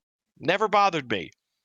What do you feel with the ability points? How that affects the LAS? Well, so when I looked at the ability points, I see that they are modifying an existing spell. So it's not making another version of that spell. You're not going to have the unmodified version and the new version. You're only going to have the new version. So you're still only going to really need some number of spells available or actually usable at any one time. Again, just come down on the issue one side or the other and be done with it. Stop dragging this crap out. It's unnecessary. This is something that you should be designing your game around from the very beginning. Either you limit it or you don't. Kino. I think people keep on the boards a lot talking about LAS as if there's going to be some kind of strategy around it. And you guys are talking about it. The strategy comes and tactics come from gameplay. I don't think it should come from what spells or abilities I have on my hotbar. And it's tedious as heck to have to, I'm fighting a wizard. I need to have my fire resist ability. And then the next mob is a shaman. Well, I didn't have that one up, so I got to memorize. I got to swap back and forth between them. There's no strategy there. It's just tedium. I think the key here that, again, people just look at symptoms. They don't look at the core cause of the real issue, and that is the watering down of spells and abilities, the saturation of the game with them. I'm not saying that I want 100 different spells and abilities all to be available at the same time. I'm saying I want the ones that my class does have to be meaningful and to not be watered down with 27 different versions of them that all do the same thing with different numbers or different colors, like we see in other games. I want to be able to pick the cool things that I have and be able to use them. It's frustrating to me to be in a game and be like, well, I'm a class that has fear, but I don't have fear memorized right now. This isn't like a single player game. I think strategic LAS is for a game like Dungeons and Dragons in a single player scenario where you can pause in combat and spin the camera around or reload and change your spell loadout because you got your butt kicked that time. That's not what this game is. It's a real-time MMO that has real-time strategy and tactics. Like you guys are talking about, don't sit down, don't pull aggro, keep your head on a swivel, learn the area, stun when the mob is healing. If there are skills that chain together, recognize them and use them together. The wetness or whatever, lightning and from a shaman and status effect from a druid, that's strategy, that's tactics. I think people not to be rude, but I just don't think people are thinking it through very clearly when they want it to be like, no, you only get 8 because that's strategy. No, it isn't. Yeah, you bring up a really good point there with, I don't have my fear up, or I'm this, or I'm that. And before we get to 187, I do want to say, Joppa, when he started talking about the ability points, he specifically said, and he used WoW as example, you're not going to be an arms warrior, a fury warrior, a protection warrior, you're not going to have that hybridization in a talent tree. You are just a warrior. Well, LAS says, no, you got your defensive abilities up, you're only tanking right now. Or you have your DPS abilities up, you're only doing DPS right now. You're not that. You're not what he said you are. You're not a warrior. You're basically a soft spec of whatever the class is because of the LAS, which is exactly opposite of what we want. At least that's what I'm hearing right now, and what I just thought of. Yes. Yeah. Like, I don't want to be a soft spec of my class. I want to have my cool class abilities that define my class. And then I want me, the player, either via experience or attentiveness or whatever it is, being good, to allow me to stand out over someone else and not have it be, because you sat down quickly enough to mim your whatever, or because you loaded something out differently and got lucky that you needed to have it up. 187. I definitely agree with pretty much everything that you guys just recently went over. I'm not a fan of the LAS. I think that it ultimately reduces the amount of responsibilities that we have during combat. And I understand the argument that it helps facilitate preparation and all that. But you've seen some of my posts on the forum, Fragile. There are at least a dozen, if not, nearly 24 different things that you can do to prepare for combat that have nothing to do with an LAS. There's just so many different ways to prepare.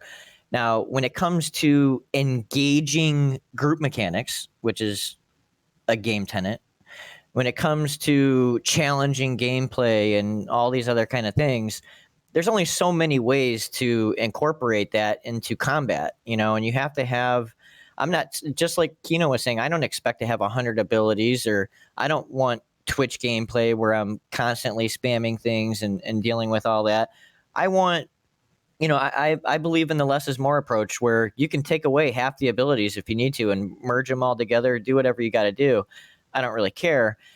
I think a big part of the strategy and tactic comes down to some reactive gameplay as well, and managing resources and cooldowns. Like, managing resources and cooldowns alone are, a big part of strategy. Do you use your big defensive cooldown now, or do you save it? Do you burn through a bunch of mana to try to nuke this thing as fast as possible, or do you try to conserve it? And that's something that is engaging and keeps you attentive, and you got to pay attention to all the stuff that's going on around the world.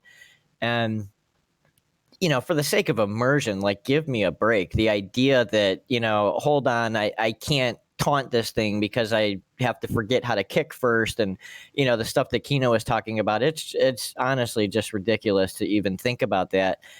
I understand how people could get comfortable with that and all that kind of stuff. But for me, it feels extremely limiting. It feels extremely arbitrary, and it definitely reduces my responsibilities. And I would argue the skill level of a player, because if you only have 8 abilities, or, let's say 12, you only have 12 abilities that you're responsible for a long extended fight that could last 5, 6, 7 minutes. That's what else is there outside of those abilities? Sure, you could argue positioning and how you manage those abilities over the length of the fight. But in my experience, you can, like, and I know I bring up Final Fantasy XI a lot, but in this context, Final Fantasy XI did not have an LAS, but it also did not have ability bloat, which is something that EverQuest 2 had. EverQuest 2 had a bunch of redundant abilities where, you have 4 wind kicks, and they all deal damage, and they're on separate cooldowns, and you basically just spam them thoughtlessly as part of a rotation. And Final Fantasy XI had the less is more approach, where every single ability carried weight. It had a resource cost. It had a recast, the cooldown on it, and how you manage those things, and also paid attention to what your group members and how they were managing their abilities. That was the strategy and the tactic and the engaging gameplay. You didn't need to pick and choose which abilities you were going to use for a given fight. I feel like all that stuff is going to lead to, meta approaches, and especially now too, Fragile. One of the other points you just brought up is, okay, with the Living Codex edition, how does that change the LAS? Well, we haven't talked about that much, but changes it a lot, right? Because now, let's say you get your tier 3 version of your taunt, or this other ability. It almost makes it seem like you would prioritize that ability, because why would you? The higher grade abilities would naturally seem more desirable, almost like an epic ability, right? So you're kind of pigeonholed into leveraging whichever abilities. I don't know if you assign them individually or however that works, but I don't know. I just feel like if the Living Codex adds new variables to the equation that make the LAS even less desirable than it already was. I've always been very against everything to do with the LAS. Not a fan. Yeah, I mean, you pump up your backstab, you're always going to have backstab on your goddamn bar. It makes, duh. It doesn't make any sense to take it off. The meta is always going to arise, and maybe they deserve the benefit of the doubt that they can just do something that other games haven't done with a system like this. But look at WoW. The vast majority of leveling specs were laughable at raiding. So you'd spend 60 levels playing your character a certain way, and then you wouldn't get to play that way anymore because the meta would squish you in. What's the point of having talent trees and specifications to your character classes when at the end of the day, you all have to play the same way anyway? That warrior is never not going to have level 3 pips in taunt. It's always going to be there. So then what's the point of even having the ability to modify it?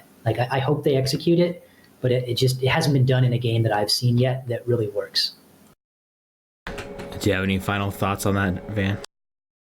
Yeah, talking about there's gonna be the best version of some spell, and because I think when they showed the latest image of the Living Codex, you saw that there were 2 choices for what you could choose for that particular modification. Either it did more damage or it used less mana.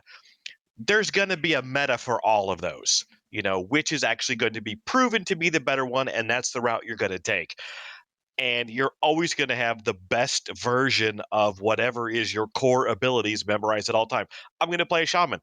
I'm going to make sure that my slow is always on my heart bar, and it's going to have the best possible combination. It's going to be the best slow. I want it to be as powerful as possible. If another shaman decides, well, I just want it to cost less mana, you're an idiot, okay? There's just going to be the best versions of things. That's what's going to happen. And I think, the way I took it when I saw the Living Codex screenshot and stuff was that you were getting both of those effects. So for X points, you got both of those effects listed on there. That was my impression as well. Oh, okay. See, I was reading it as you were given 2 choices and you could pick one or the other and then move on, and the next pip would give you 2 different choices. Yeah, if there's no real decision making to be made and it's just an upgrade, I like that. That's a kind of an AA in a way. So they're still predetermined, though, is what they are. Yeah, I think they have to be in order to balance okay. You know what I mean? Yeah, I remember because we were theorizing that, what if you could choose your own upgrades? Imagine you could add haste to every pip, haste on your slow, so then it casts in a half second, that'd be OP. Yeah, or I'm just, all my heals just get stacked with better healing. If something like, add a stun component or a knockback to your flying kick in pip 1, and then pip 2 is, reduce the cooldown by 2 seconds. That's hype. Like, I find that to be exciting. Like, upgrading your abilities like that is pretty cool. It's also going to reward people who play more and have the EXP currency to spend on upgrading those things. I think that's exciting. I just don't want to see a meta. Right. I think you're going to see it anyway. I have one more comment about the LAS, specifically with the Living Codex. I've mentioned this a few times, but as much as I despise the notion of the LAS and how it limits my gameplay and waters down challenge, and there's just a bunch of bad stuff with it, I do think that I think that the concept behind the LAS, where it's preparation and meaningful this, that choices, I think something like that could potentially be facilitated through the Living Codex. So, we're not going to have an arms warrior or a prot warrior or this kind of warrior. Every warrior, I'm kind of going off a limb here, and I don't know if we're keeping the LAS or not, but let's just, for the sake of discussion, assume that they scrap the LAS for a minute. Now, let's say they scrap the LAS, but the Living Codex allows you to modify your abilities. I think that there's potential that the concept behind the LAS, where you have to make this, that choices, could be facilitated through the Living Codex, where, let's say that there's 100 points total or 150 points total that you can acquire, ability points that you can then spend on upgrading every single one of your abilities. Eventually, you can upgrade every ability to the max. However, at any given point in time, you can only leverage a percentage of those ability points. So before you go into a certain fight, maybe you want to upgrade. And now I understand that certain things like taunt, naturally, you would almost always have your taunt maxed out. But there could be situations where sometimes you might want to make a certain stance more effective, or a certain debuff more effective, or a certain resist buff more effective instead of something else. So I think that if the Living Codex allowed you to eventually unlock every ability point, but you were limited with how many you can use at any given point in time, and then you can switch that around while out of combat, for me, I think that kind of specialization I would be okay with. That doesn't feel nearly as awful as like literally being limited to just one bar and 12 abilities for long extended fights. I think that there's some strategy element to that, and that's something that I could get behind. Yeah, I'm still not a fan of that. I want to be able to get all my stuff and have it all the time. I'm also lazy, but I think it's a good compromise. I'm just lazy. I think the bottom line on LAS. Oh, sorry. Go ahead. Well, it's people are now with ability points allowed to differentiate too. If you want to roll a warrior and your friend's a warrior and you want to level together, he can take all the protection ability and use his ability points, put those in your shield block shit and all that shit. And then if you want to do the damage, you put all your ability points initially into the DPS stuff. And then as you level up, it swaps, You're now putting points in the defensive and he's doing offensive, and it makes you feel different, but if he's not on, you still have your own tools to perform. And that's fair. Cool. That's a good point. Yeah, so it basically the way that you spend your initial points is a soft spec in a sense, and eventually, let's say they went with the idea that potentially you could only leverage so many at any given point in time. It's still kind of what you're saying, where you start off one way and that's your soft spec, and then eventually you unlock everything. But the interesting thing is that if you limit how many people can use at any given point in time, you still get that distinction where you have multiple warriors in the same group, and they are essentially bringing different things to the table. Even though they have the same kit, they have the same abilities and all that, the one warrior may be a little bit more offensively oriented than the other one, specifically because of how they manage their codex. So I'm not saying I'm 100% sold on it, or that the game would be better if it created that, that choices like that. I'm just saying I was never a fan of the LAS, and is the closest thing I personally could see myself getting behind that would kind of function the same way would be that, those same kind of that choices and soft specialization or whatever you want to call it, facilitated through the upgrades and being able to rotate them while out of combat. No respecking cost at a merchant in town or anything like that. If you're out of combat, you can swap your stuff around. And that way you can still have 2 warriors in the group, that function a little bit differently. And the veteran seasoned warriors that have been around for a while, they'll have everything unlocked. If it's 2 new warriors, they might have different things that they bring to the table and specialize a little bit differently. Eventually, at the end, everybody's going to have all of the same things. Right. Yeah, so the question then becomes, do you want to facilitate, their ability to differentiate themselves a little bit with their abilities? The living codex could potentially offer something like that if there's a cap on how many points you can have active at any given point in time. But another way to facilitate that too is also the resources. So, if you have one warrior using his resources on damage, the other guy is using it, on tanking. True. Very true. Then instead of switching and shifting the LAS to the living codex, you can just fucking burn it in a fire. It doesn't Fair ever come enough. back. Yeah, I mean, it can, it can go the way of the dinosaurs for sure. I'm not. It's not something that I would fight for. It's for me. It's mostly a compromise. It's like if that was something that you really if you have wanted, to have something.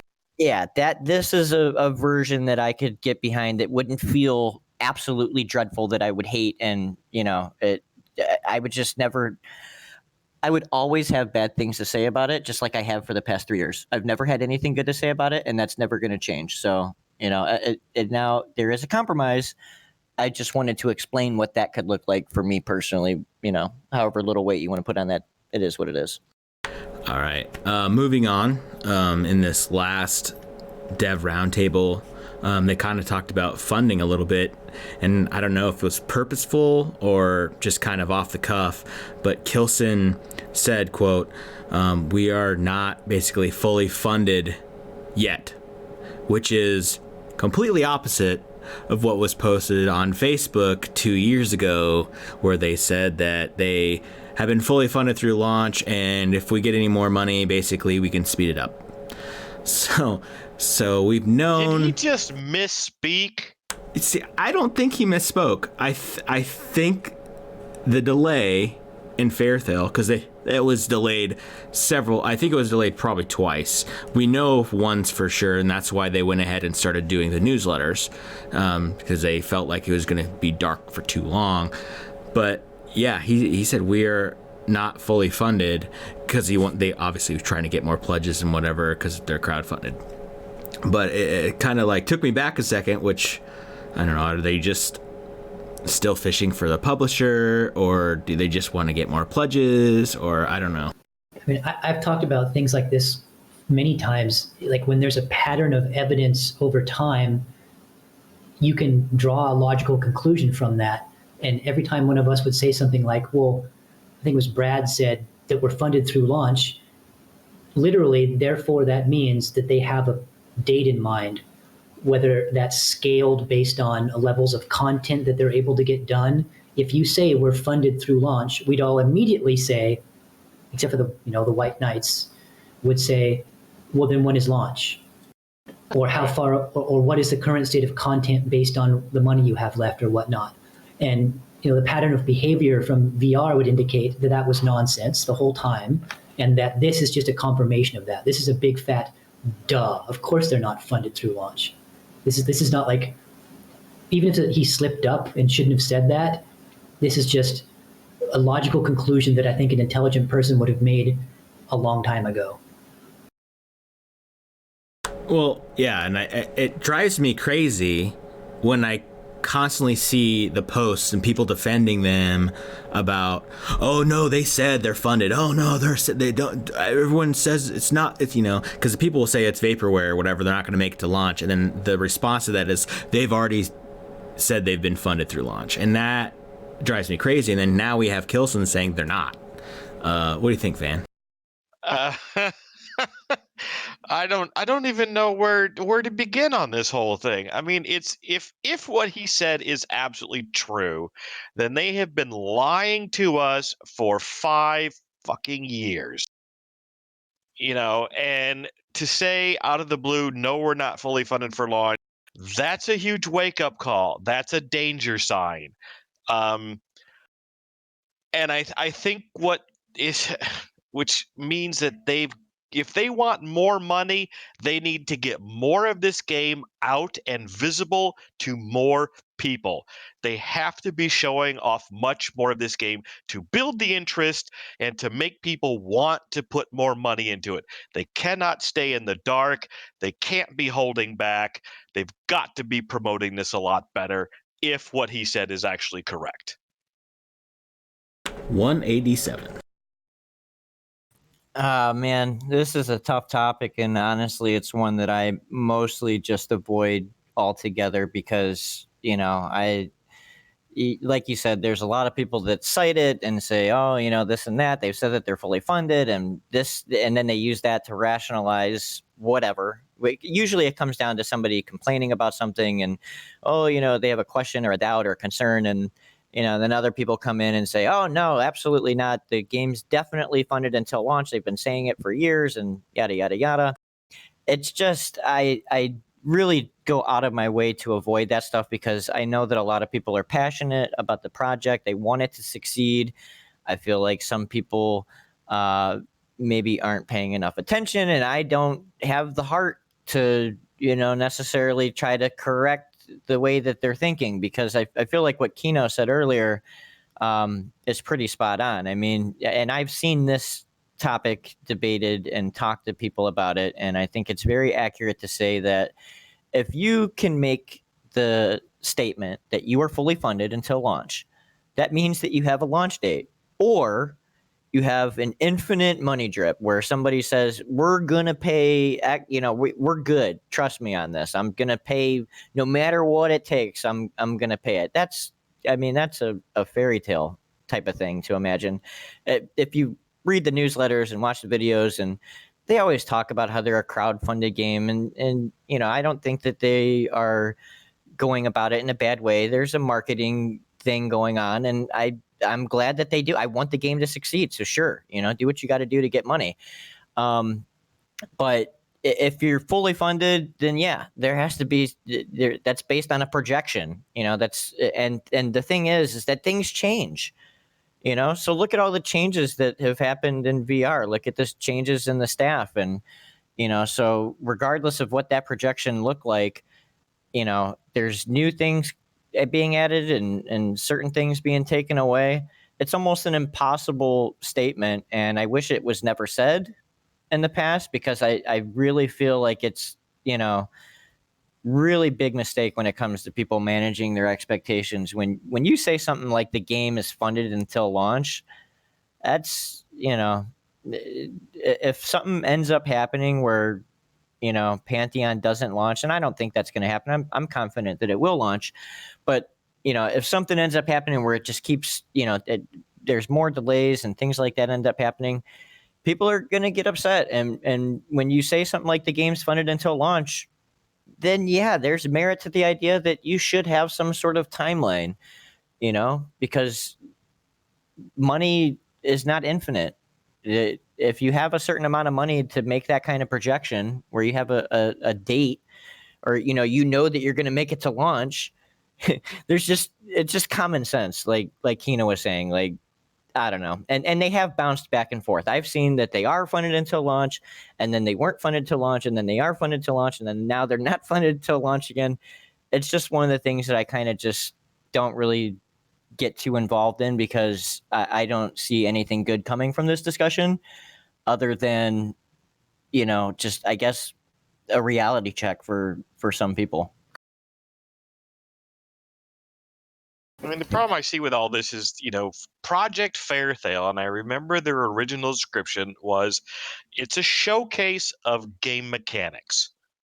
All of the things like, the disposition and perception, all this stuff.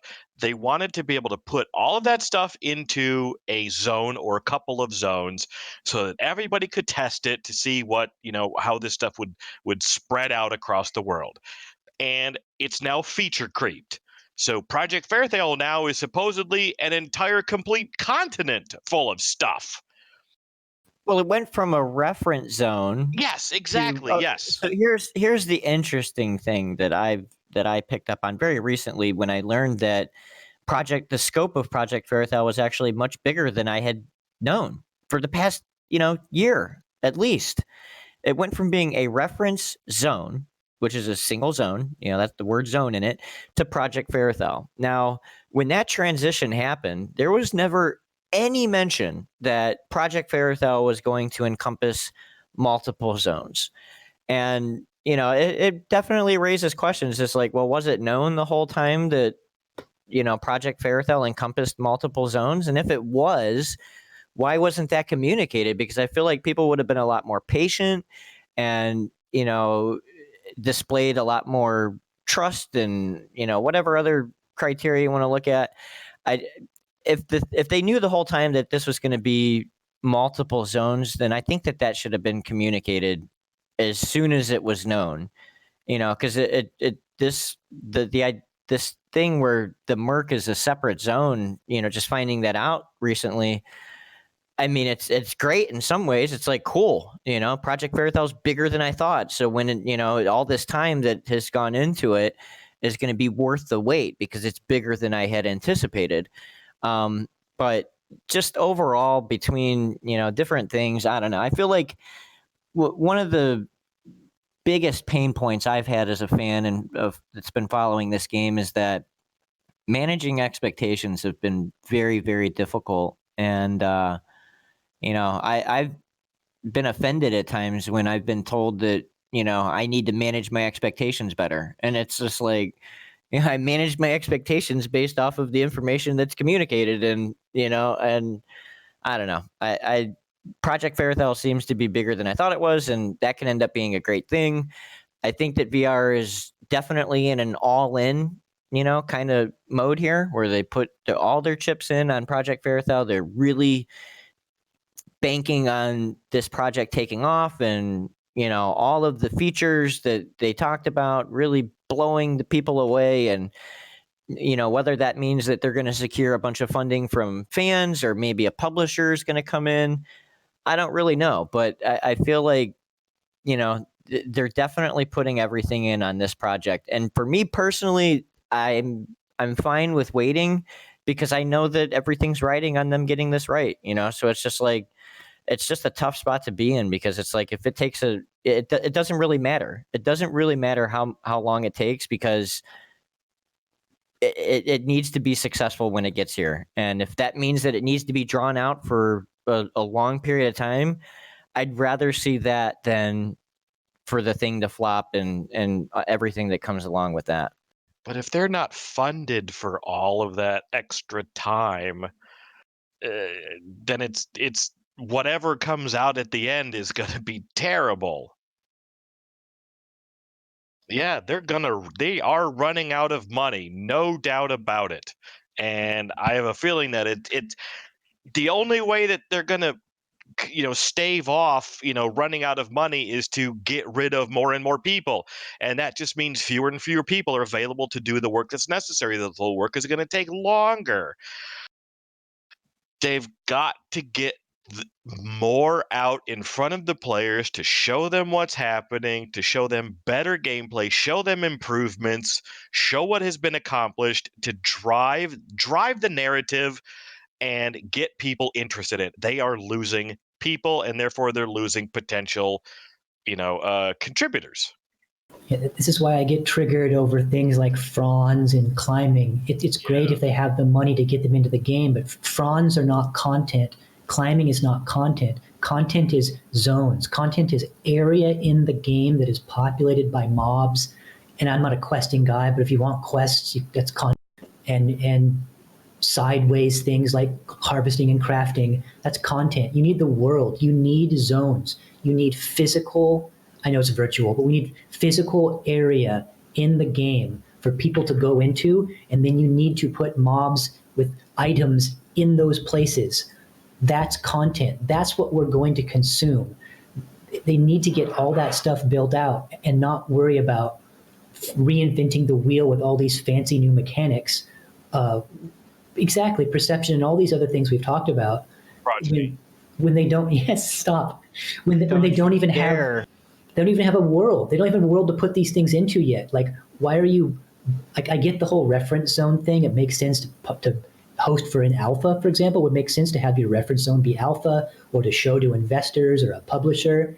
But at some point, like, stop putting in these cross-cutting lateral bits of gameplay. You need a world for everything to go into. You need the world, or your revolutionary new perception system doesn't matter.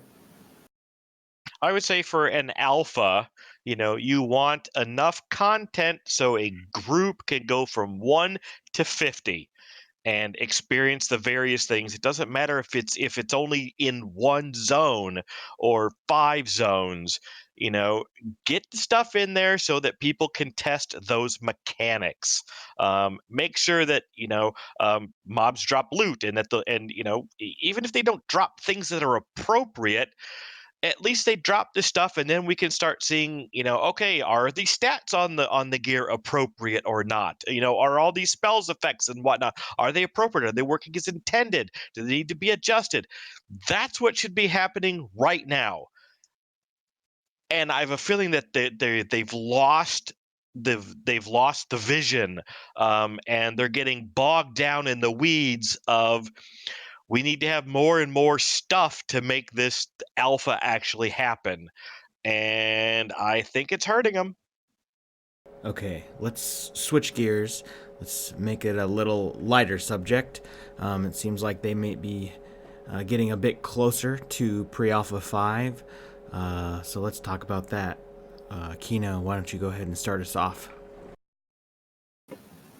I think we're still probably a year out from alpha, based on their previous cadence, which is all we have to go off of at this point. My fingers are crossed. I'm hyped for some of the things we've seen recently. They're finally giving us some new stuff, like even if it's the Living Codex that's kind of iffy. They hinted again, like in September, in a newsletter, that they might be a pre-alpha 6. So I don't know why they would drop the pre-alpha 6 word in September when pre-alpha 5 was at that time still 4, 5, 6, 8 months away. That scares me. So if we have 2 more pre-alphas and they last 2 months and there's 3 months in between them, I mean, I think it's going to be a year till we see alpha. One thing that could, they might have decided back then, oh, we should change the Living Codex and add ability points. And then they're like, well, how are we going to do all that if we're stopping at pre-alpha 5? And then since then, they've just drug out this dark age or whatever between pre-alphas so long that they were able to accomplish those goals and milestones. So now there doesn't need to be one. Vander, what do you think? So Joppa has always said, we're getting close. It's right around the corner. Things are looking good. He's never going to not say that. So I can't take a whole lot of what he says in that regard as something that's new. But having looked at the latest streams and the posts and stuff like that, I can see how things have changed in the last year. Things that actually have been implemented. The new spell effects, environment. We saw dispositions. We saw perception stuff. The patch notes shows that they were actually accomplishing things. Those types of things, concrete, definitive, I can look at it, I can see it, I can see the difference, I can see the change. Those speak louder than just somebody saying, oh, well, we're forecasting out and I feel really good about this. it's what they're showing us is making me believe that pre-alpha 5 is closer. But is it quarter one? Will we see it before the end of March? I'm still 50-50 on that. I'm more 80-20 seeing it by, let's say, end of quarter two. I mean, I'm sorry. Ending on a positive note, back in August, I think it was, and I've mentioned this before, we've talked about it, there was that whatever VIP Q&A with Kilson and Jason, and they were practically giggling about how close they were getting to Project Fairthale. Right. That's 6 months ago, guys. So I don't take it with a grain of salt, like Vandrad said. I do have a question for Vandrad here, and that's how many, and the number of times did you get hand jobs for the patch notes? Wait, for what? You cut out there. For the patch notes, how many hand jobs? Yeah, I'm sorry, but some people thought that was a new idea. I've been saying that for ever since the pre-alphas. Same. Yeah, tell us what you're doing. We want to see it. If you're updating something that you want somebody to test, you need to tell us what you fixed, because we don't then know what we should be doing. They should have been doing patch notes from fucking day one. And the fact that it took them 6 years to actually do it, oh God, so frustrating. I'm happy they did it. I looked at the list of patch notes and I'm like, okay, great. There's things. I like it. Keep it up. Keep it up. That's the thing. They haven't been very good at keeping up with things and doing them on timelines. So as much as it was interesting, I wait to see if it actually shows up the next time. That's one thing that I thought was really funny, because when he talked about it and said your name and then he went on to talk about the patch notes, he said, this is something we've done internally for a long time now. It's like, what? Why did you? Okay, 187. Where do you think we're at? Pre-alpha 5, pre-alpha 6, alpha. Are we good to go? I think pre-alpha is probably, and man, it's really tough to say. I think that there's a chance that we see pre-alpha 5 by the end of quarter one. I for some reason, I just feel like there's a chance that we see it by the end of March.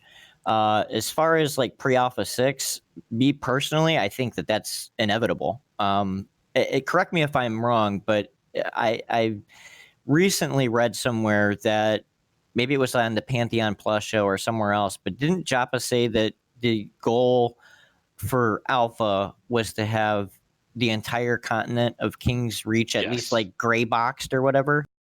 No, he wanted the whole continent done. The world, but some of the buildings would be gray boxed. Yeah. Okay. Yeah. So that said, the timeline, the idea that pre-alpha 6 might not be a thing. I mean, we're going to have pre-alpha 8 as far as when alpha is coming. Have you looked at the map of King's Reach? We got the Veywood, Brulun Port, Wild's End, Vale of Osiris, Depths of Brulun, Silent Sanctum, Seven Locked Door. Dwarven starting city, Gnome starting city, Elf starting city, Halfling starting city. I mean, I'm just talking about this one continent. This one continent of King's Reach. If the goal is to have all of that done by Alpha, this is what I honestly think. I think that Project Fairthel, the next phase of pre-alpha, and maybe PA6 or whatever, I really think that, VR is banking on a bunch of funding coming in, whether that's from crowdfunding or from a publisher or something else.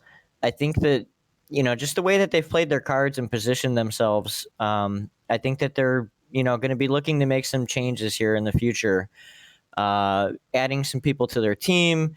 And, once Project Fairthel is completed and they have those tools in place and, these systems, because that's been the goal this entire time, was to have all these different systems in place that can then be reproduced and put into other zones. Instead of building everything from scratch, it's a vertical slice. So they have all the differentiators in. At that point, it's mostly world building and then plugging the already existing assets in.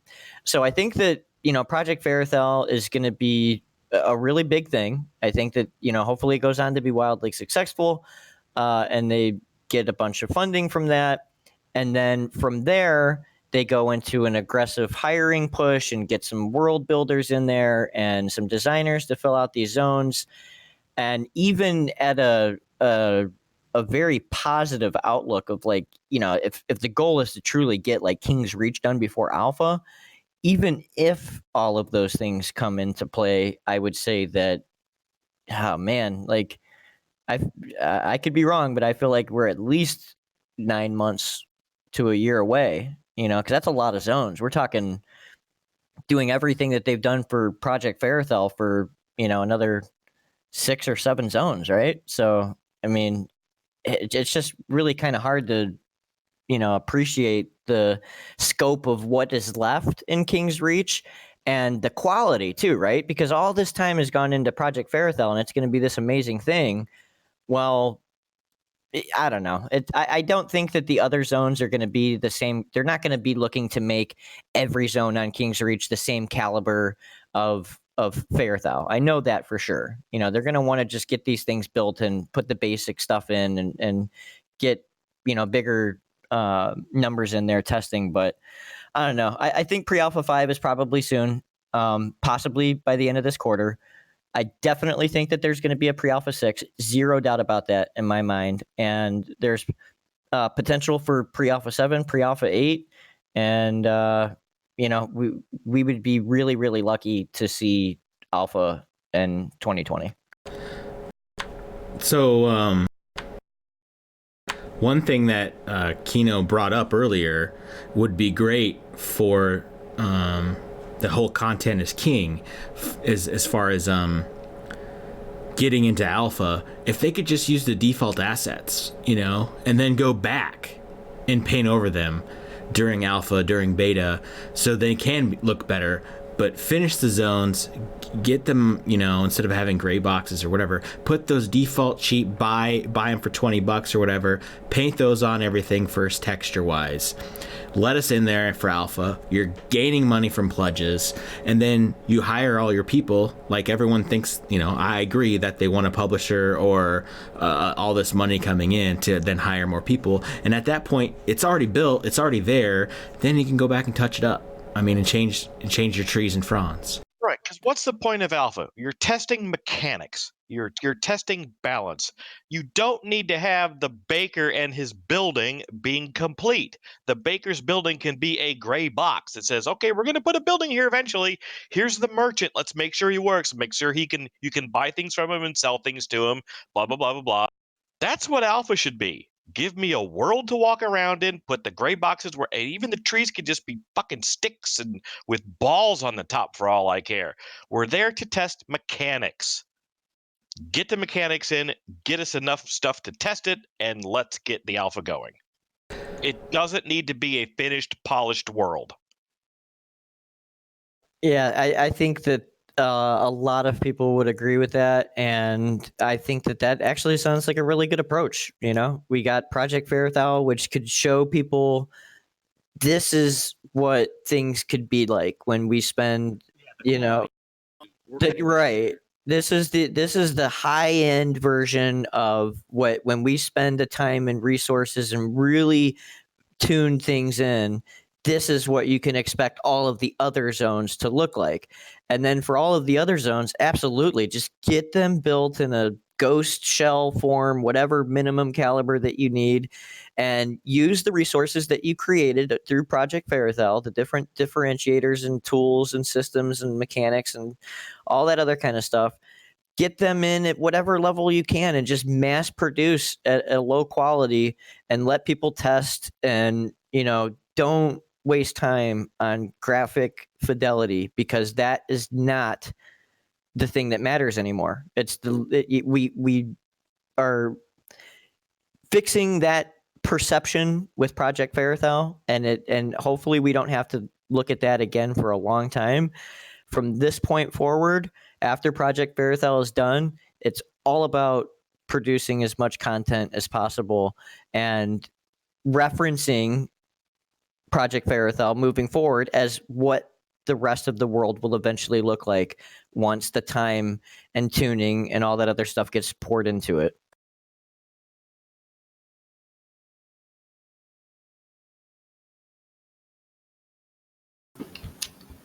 I don't want to start talking about Unity assets because we're supposed to end on a positive note. Yeah, I'd like to see them. Like, somebody will say to me, well, you don't know what kind of decisions they're making behind the scenes. And that's right, I don't. Logically, I have to admit that. But when we do see them, part of using a framework, and this is in, not just game development, but all levels of application development, a framework is generally something that bundles a bunch of functionality, makes it more accessible, adds custom features to that you wouldn't have to write yourself. The whole point of using a framework is you get things provided for you that you don't have to write from scratch. And it seems right now like they're not being very efficient with their time in a lot of different ways, and it's concerning. They could use Unity tree assets, for example, in a lot of different zones. And that's not something that we're going to test, like Vandrab would said. I don't care if it's the same tree that's in Saga of Lucimia in pre-alpha 6. Nobody's going to give a shit that it's the same tree. But if that zone doesn't exist at all because they spent time developing their own assets for world content, that's a severe decision-making failure.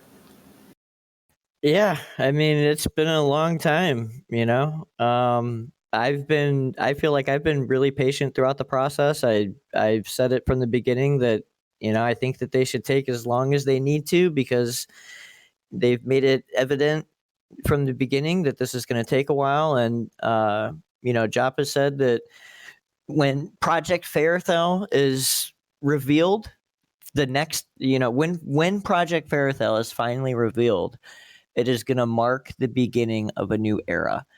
And he's reiterated that again since saying it the first time. And I honestly do believe that that is something that he intends to deliver and that he believes himself. So I'm definitely excited to see what they have in store for us with the reveal.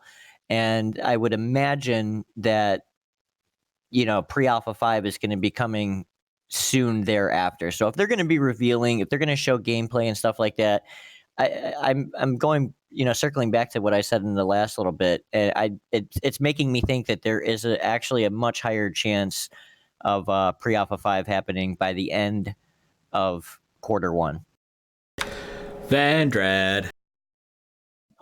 Yeah, I'm really hyped to see actual content and gameplay in Project Fairtale. I hope that it is not the same gameplay that we've seen in the other streams, in that, okay, we're just going from random, generic NPC to next generic NPC. I'd like to see something a bit more definitive, a bit different. Yes, I'd like to see a couple named in there.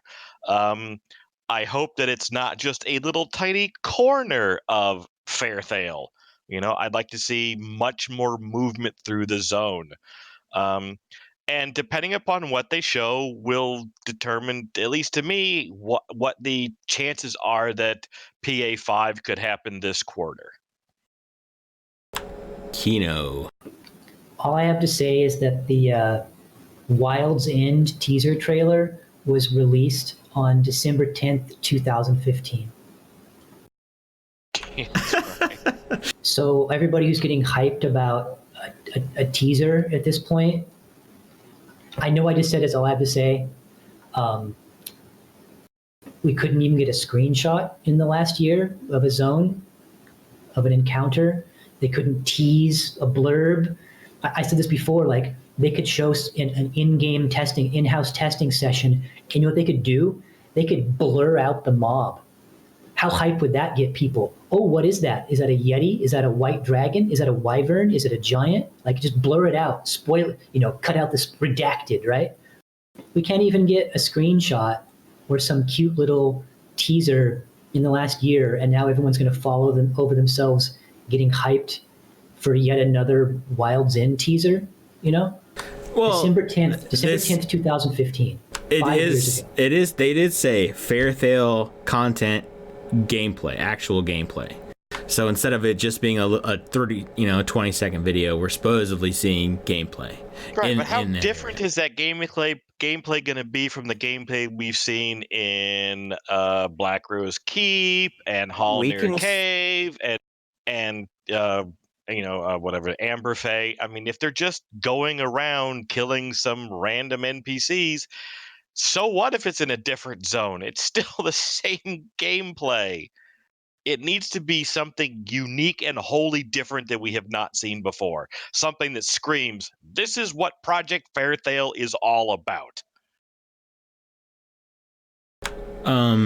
What about if they started the stream off and they're saying, I don't know, getting ready to zone into Fairthale, or they're in Fairthale City. They walk us around the city, and they're like, okay, now we're going to go do a dungeon run through wherever, And so then you get to see them run from Fairthale City into the next zone, and then they start clearing their way into like a camp, where a camp would be.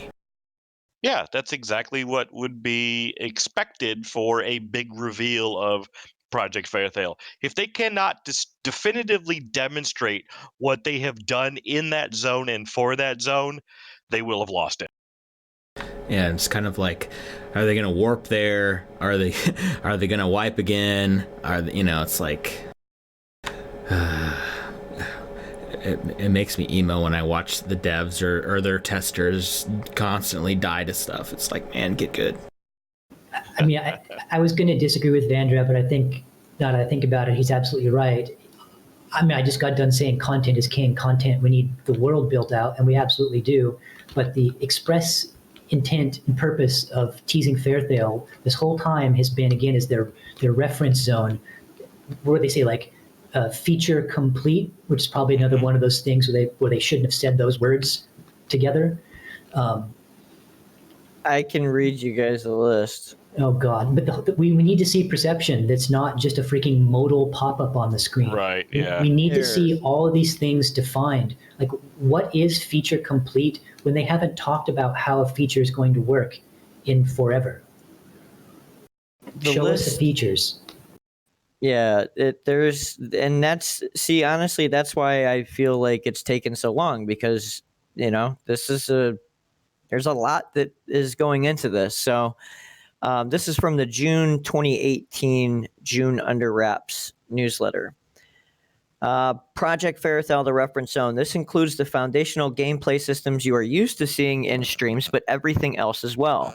Dynamic day and night cycles, time of day governing events and spawn cycles, atmospheres that will require artifacts to overcome, extreme climates that will require players to acclimate themselves, the perception system woven throughout, and the ability to become a keeper, NPC dispositions widely applied and appropriately unpredictable, crafting and harvesting elements, climbable surfaces, interactable objects in the environment. I think you get the picture. And that also now includes the Living Codex and the Merc, and potentially the Isle of the Infinite Storms, which is like a raid zone. I mean, there's a lot, so in terms of, what they can show off, I don't know how much it's necessarily going to be, but I definitely expect to see something new, right? Like an extreme climate that more than like what we saw in the Amber Fate video, or with the atmosphere and an artifact. I want to see like the stuff that inspired this stuff, like when Joppa talked about Super Metroid and Zelda Link to the Past, and how these artifacts can, what inspired them and how they can be used in the game. I'd like to see some of that, and with the NPC dispositions, we got to see like a little bit of that in Amberfey, with the Bloodthirsty one. we need to see NPC dispositions widely applied and appropriately unpredictable. There's just, I don't know.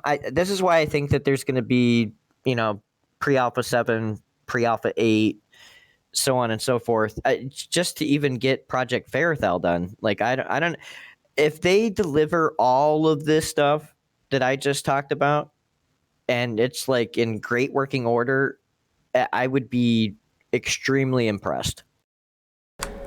I think we all can agree that as long as this I guess actual gameplay of Ferrothal showing us whatever is done without Co-Carnage talking about fishing, it's a success. But I like to give the sappy members of our community some grief, but I'll give Ko some love. He's an important person for Pantheon. Yes, he's a fanboy, but he's fighting the good fight for the game that we hope we end up loving. So by that measure, I'm quite pro Ko. I like I'm okay with him showing it and being the one to do it. I don't have a problem with him personally. I just hope that the developers take the time, or whoever, to say, hey, you're playing this class today. This is how this class works. These are the hotkeys you need to hit. This is how it works. And here's come play with us for an hour to learn it before we see him on the stream. So then he's not having to give us this, oh, by the way, you could play better than me. We don't want to see that. He's already played basically more than any pre-alpha tester, that has any access already. He's already done all these streams, tons of hours spent in, and he always says, oh, I haven't played, it's changes. He's played more than everyone else. I think almost all of their content seems kind of amateurish. Like, they had the first developer roundtable, and one of the guys was asking oh, we're doing this again next month. Everything they do seems a little bit by the seat of the pants, if you will. So that doesn't surprise me at all. I wouldn't expect anything different at this point. I think I would feel a little disappointed if Ko was the first person to stream Project Ferrothal. And it's not that I have anything against Ko. I agree with Kino that he's putting up the good fight, and I appreciate, everything that he's done for the game, and he has a big audience, and Pantheon has tapped into that. But it also kind of, I feel like Project Ferrothal needs to be for the existing fans as much as it is like this reach that they're going for, this extended, audience that they want to bring into Pantheon. I feel like, at the end of the day, there's a ton of people in the community right now who have friends that are waiting to pledge based on progress.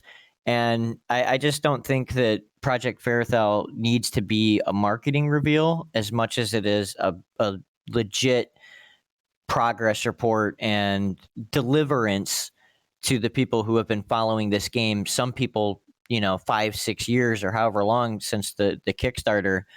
I think that needs to be the main focus, and show, look, we delivered on everything that we've been talking about, and tell your friends and let people, the Pantheon has the kind of community where people are really passionate about it, really invested, and it's got a great community. And, I just don't think that Project Ferrothal needs to be like this marketing thing and, this grand reveal to a new audience. I know Ko has a big audience and all that, but I just feel like it would be ideal to have this as a service to the people who have been patiently waiting, for Project, because I've been, ever since I heard of Project Ferrothal as a reference zone in June of 2018 and all of 2019, you know what I mean? Like, when it comes out, I want that to be a thing for everybody who's been following the game, not to be this thing to everybody else who hasn't heard of Pantheon yet, because that would just feel really,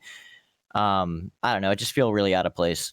I agree 100%, and that is a long time coming. And people would say, "Oh, you're acting like you're entitled." It's been a long time coming. I think each of the last two Q&As, I joked, Fragile would ask me, "How do you think it's going to go?" And I said, "Well, the first 15 minutes are going to be them saying, Pantheon is an upcoming high fantasy MMO. You know, they're going to do the whole spiel like they do every time, where they explain what the game is to newbies, and that needs to end. You know, we need to get the people who are supporting the game now some carrots. Yeah, I mean, the Reddit, subreddit has 20.8K followers. If they just publicized it better, promoted it better, they'll get views, instead of, a day before it's going to be on, one tweet. It needs to be posted everywhere. It needs to be on Facebook and all their forums, Twitter a bunch of times. It's a social media thing, it needs to be out there. And then once that happens... He posted to this fucking announcements forum that gets like 26 views a day, and not to the general Pantheon discussion forum that gets 26,000 views a day. And if you post there's a stream tonight, he'll move it to the announcements section where nobody will ever see it. Yep, totally. One other comment real quick too, just to touch on a little bit more of what I was saying. Like I said, I really appreciate Ko, and I know that he's putting up the good fight and everything. I just think for Project Ferrothel that the scope of the project is so massive, and there's so much writing on this, and people have been looking forward to it for so long. I think that it really needs to be VR that delivers that and does it the right way, because there's been a lot of comments about, this it seems unguided or misguided, and there's errors, and he doesn't know how to play a warrior, or this and that. I just feel like all that kind of stuff is a distraction. And with the amount of time and effort and work that's gone into Project Ferrothel, they need to really line this up and make it, they need to be the ones to show it off. All right. So, any final words from Vandrad? Nope. I'm good. Kino, do you have anything to leave with?